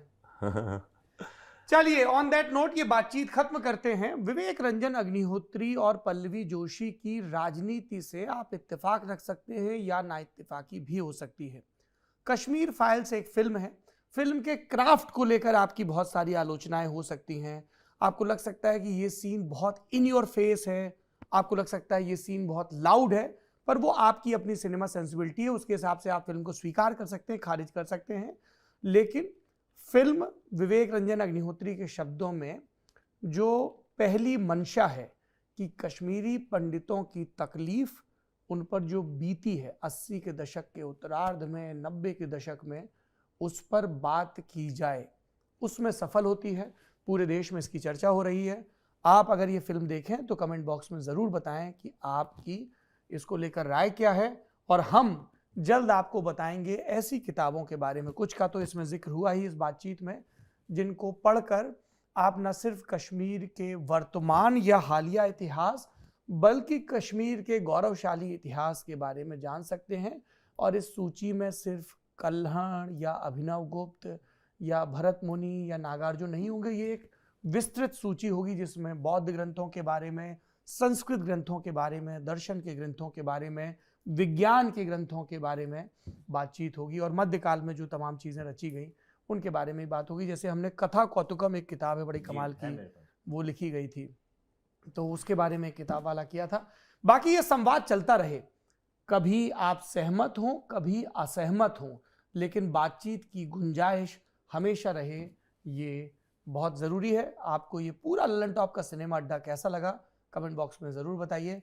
आप दोनों ने इतना समय दिया उसके लिए धन्यवाद, और फिल्म के लिए शुभकामनाएं।